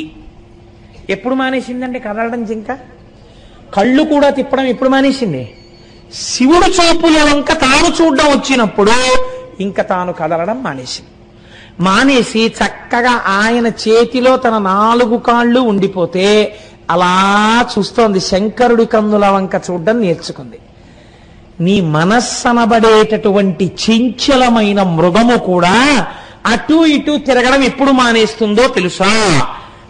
నువ్వు కూడా శివుడి పాదముల దగ్గర చేరినప్పుడు సింహమనబడేటటువంటి పరమశివుడు ఆ లేడి యొక్క 4 కాళ్ళని కలిపి పట్టుకున్నప్పుడు ఆయన కన్నుల వంక చూడని నీకు అలవాటైపోతే, శివుడి ముఖమండలాన్ని చూడడం నీకు అలవాటైతే, శివుడికి ఏమని వేశారు పేరు? పంచముఖోస్తి. పంచముఖం అన్నారు. పంచముఖం అంటే 5 ముఖాలు ఉన్నది, 5 ముఖాలు ఉన్నవాడు శివుడు. ఇక్కడ పంచముఖం అంటే వెడల్పైన ముఖం ఉన్నది అని. సింహానికి ముఖం చాలా వెడల్పుగా ఉంటుంది, శరీరం చాలా సన్నగా ఉంటుంది, నడుము చూడండి సన్నగా ఉంటుంది. అందుకే మనం పంచపాత్ర అంటాం. పంచపాత్ర పట్టారా సంధ్యావందనం చేసుకుంటానంటారు. పంచపాత్ర అంటే ఏమిటి? పైన వెడల్పుగా ఉంటుంది, ఇలా సన్నగా ఉండి కిందకి సన్నగా ఉంటుంది. ముఖం పంచ అంటే విశాలంగా ఉంటుంది కాబట్టి పంచాస్యము, పంచపాత్ర, ఇలా విశాలమైనటువంటి ముఖమున్నటువంటి శంకరుని ముఖాన్ని చూడడం వచ్చినటువంటి జింక చలనము లేకుండా ఆగినట్టు ఎప్పుడూ చంచలత్వాన్ని పొందినటువంటి మనస్సు చంచలత్వమును విడిచి స్థిరత్వాన్ని పొందేది ఎప్పుడు? శంకరుణ్ణి చూడడం వచ్చినప్పుడు. ఇప్పుడు నువ్వు ఆయన్ని పట్టుకోవడానికి వచ్చి నిలబడి ఒక్కసారి అలా చూస్తే, ఇదొక్కటి నువ్వు చూస్తే చాలు, ఆయనే పట్టుకుని ఇలా తన చేతిలో పట్టుకుంటాడు. ఇంకా నువ్వు అది చూస్తూ ఉండిపోతావు అంతే. ఆ చూపుల ఆనందాన్ని పొందుతూ ఆనంద తాండవమూర్తిలో ఒక మృగం కలిసిపోయింది. నువ్వు కూడా ఒక్కసారి ఆయన వేపుకు పరిగెత్తాలి, మృగం పరిగెత్తినట్టు. ఆయన వేపుకు నీ మనస్సు పరిగెత్తి ఆయన పాదములు పట్టుకునే ప్రయత్నం నువ్వు చేస్తే, ఒక నాళం చెప్తే, ఒక తుమ్మి పువ్వు వేస్తే, ఒక బిల్లదయం వేస్తే, ఒక జిల్లేడు పువ్వు వేస్తే, ఒక శివాష్టోత్తరం చెప్తే, ఒక శరణాగతి చేస్తే ఆయన నిన్ను పట్టుకుంటాడు. ఇప్పుడు నువ్వేం చేస్తావు? ఆయన చూపులతో నీ చూపులు కలిసి అలా ఉండిపోతావు అంతే. కాబట్టి ఈశ్వర మాకు బోధ చేస్తున్నావు, అందుకు పట్టుకున్నావు ఆనాటి నుంచి ఈనాటి వరకు మృగాన్ని. మరి అటువంటి వాడివి కరీంద్రభంగో, ఏనుగుని మాత్రం చంపేశామే. ఏనుగుని చంపేసి దాని తోలు తీసుకొచ్చి ఒంటికి కట్టుకున్నావు ఎందుకు అంటే, ఈశ్వర ఏనుగనబడేటటువంటిది ఎప్పుడూ అజ్ఞానమునకు ఊర్ధముఖ చలనము చేయకుండా సంసారమునకు అంటిపెట్టుకుని ఉండేటటువంటి మోహ లక్షణమునకు ప్రతీక. ఏనుగు ఎందుకు ఎక్కువ ఎత్తు ఎగరలేదు? తన ఒంటి బరువే దానికి కారణం. అలా మనం ఎందుకు ఊర్ధముఖ చలనం చెయ్యలేమో? మనము సంసారమునందు మగ్నులం అయిపోవడం, అజ్ఞానంలో మగ్నులం అయిపోవడం, మోహమునందు మగ్నులం అయిపోవడమే కారణం. ఎవరు పైకెత్తుతారు? ఈశ్వరుడు ఎత్తుతాడు. ఈ మోహమును పటాపంచలు చేసి చీల్చి చెండాడి జ్ఞానమిచ్చి మిమ్మల్ని తనకి ఆభరణంగా మార్చుకుంటాడు. ఏనుగుతోలు తాను కట్టుకున్నాడు. కాబట్టి ఈ స్థితిని నీకు ఇవ్వగలనని చెప్పడానికి ఈశ్వర మీరు ఏనుగుతోలు కట్టుకున్నారు. పైకి వాళ్ళు అభిచారిక హోమం చేసినా మాకు ఇవన్నీ నేర్పడానికి నువ్వు కట్టుకున్నావు తండ్రి. కాదు, ఘన శార్దూల విఖండనోస్తు జంతు. మరి పెద్ద పుల్ని ఎందుకు చంపావు? దాని చర్మం ఎందుకు చేశావు? భేదభావం అనేటటువంటి అజ్ఞానమునకు ప్రధానమైనటువంటిది ఏది ఉన్నదో ఆ భేదభావమును తొలగించడమే పులిని చంపుట. పులి ఏం చేస్తుందంటే, పులి అంటేనే క్రూరం, సింహం అలా ఉండదు. పులి వేటాడడానికి సింహం వేటాడడానికి చాలా తేడా ఉంటుంది.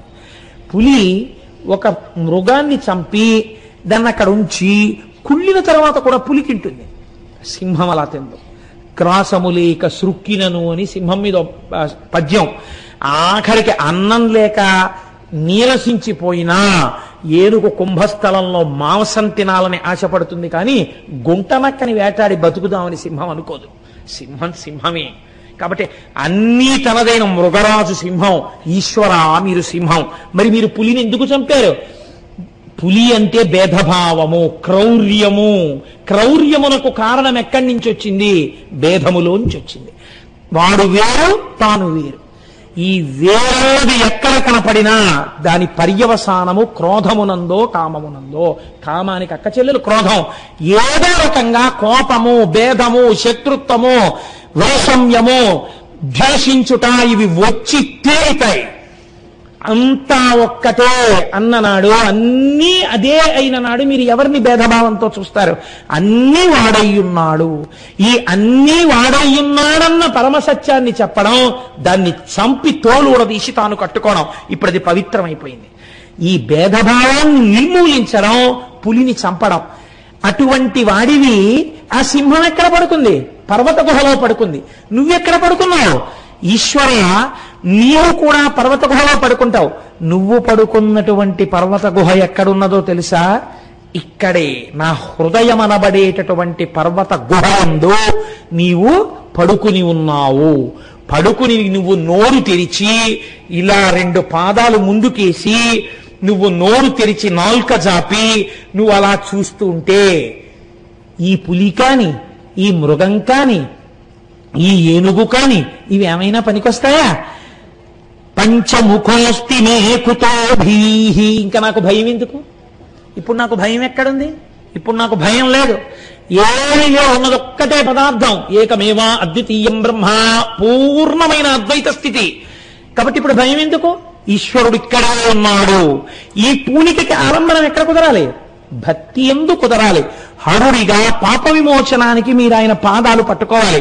ఈ పాదాలు పట్టడం కూడా మనకి చేత కాదని ఎంత వ్యంగ్యధ్వనితో నేర్పారండి శంకరాచార్యులు వారు. పరమేశ్వర తత్వమునందు ఒక ఆశ్చర్యకరమైన లక్షణం ఉంటుంది. మీరు తెలిసి పెట్టుకోండి, తెలియక పట్టుకోండి.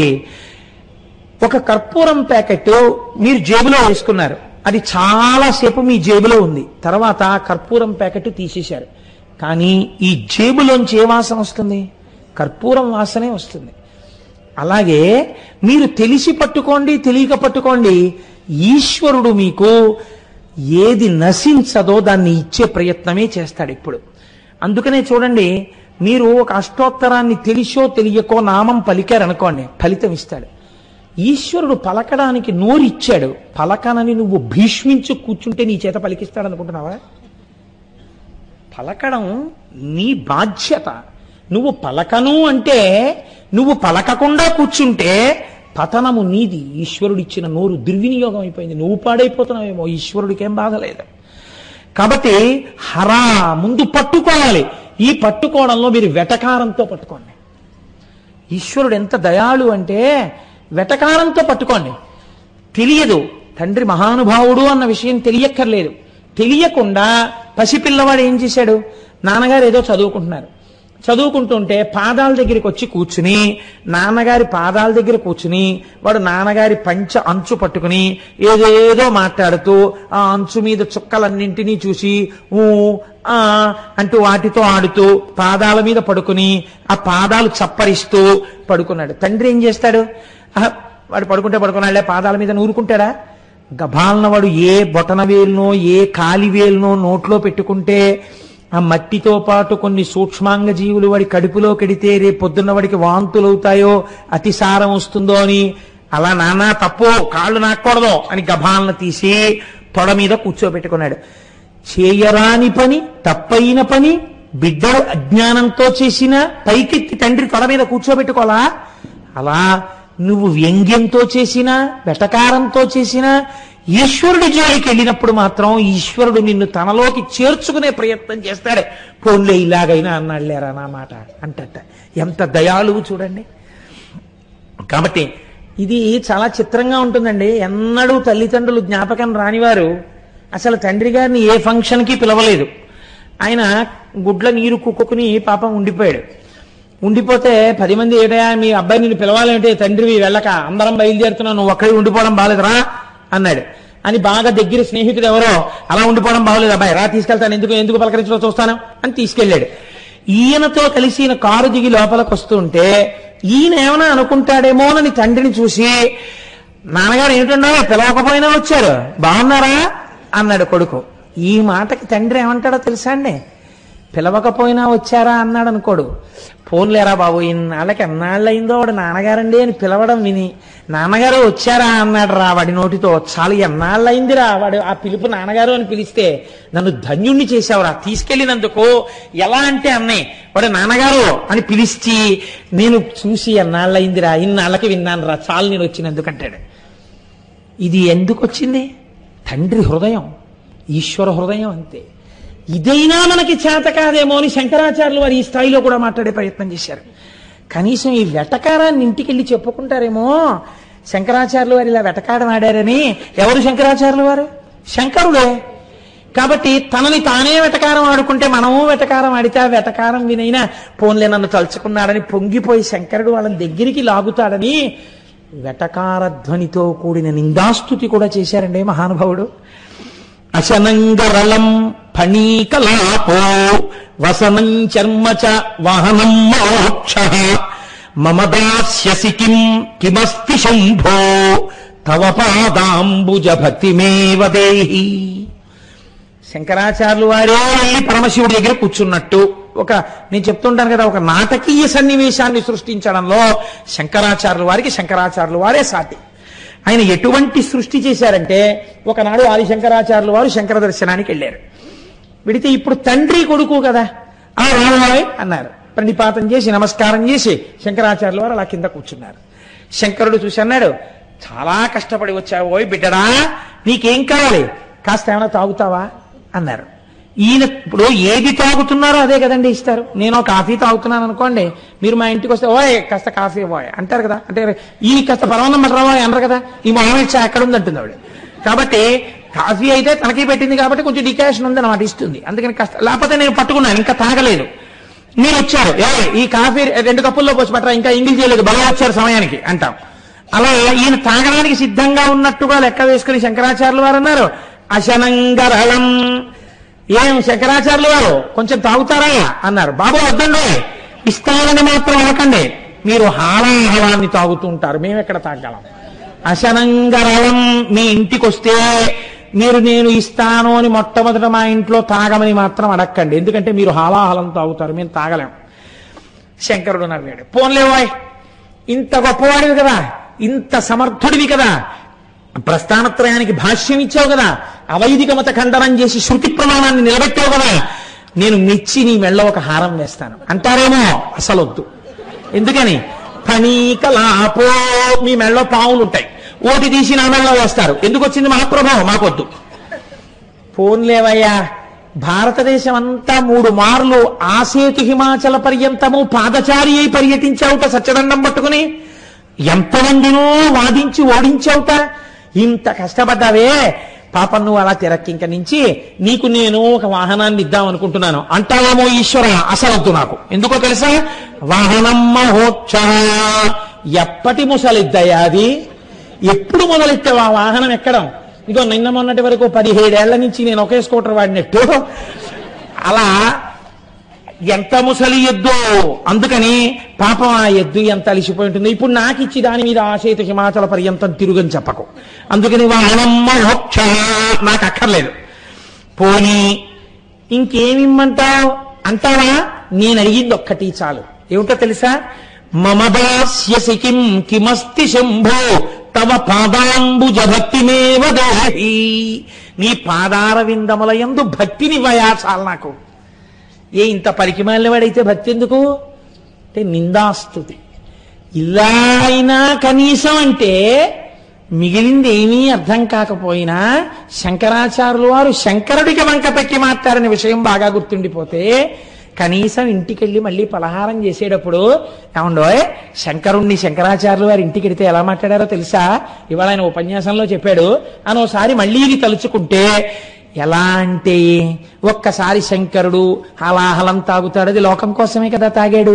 హాలాహలం తాగడం ఇవన్నీ వాడు స్ఫురణ చేసుకున్నాడు కదా అని ప్రాసంగిక పుణ్యము అన్న పుణ్యాన్ని వాడి ఖాతాలో వేసేసి వాడు ఇంకా ఇంకా ఆయన నామం చెప్పేటట్టుగా అనుగ్రహించేస్తాట. కాబట్టి హరా, మా పాపములు తీయడం కోసం ఎంత కారుణ్యమూర్తివయ్యా, ఎంత సులభుడవయ్యా శంకర. కాబట్టి అంతటి సులభమైన నా హృదయ గుహలో కూర్చుని నువ్వు నోరు తెరుచుకుని ఉండగా నాకు భీతి ఎందుకు, నాకు భయం ఎందుకు, నువ్వే నన్ను కాపాడుకుంటావన్నారు శంకర భగవత్పాదులు.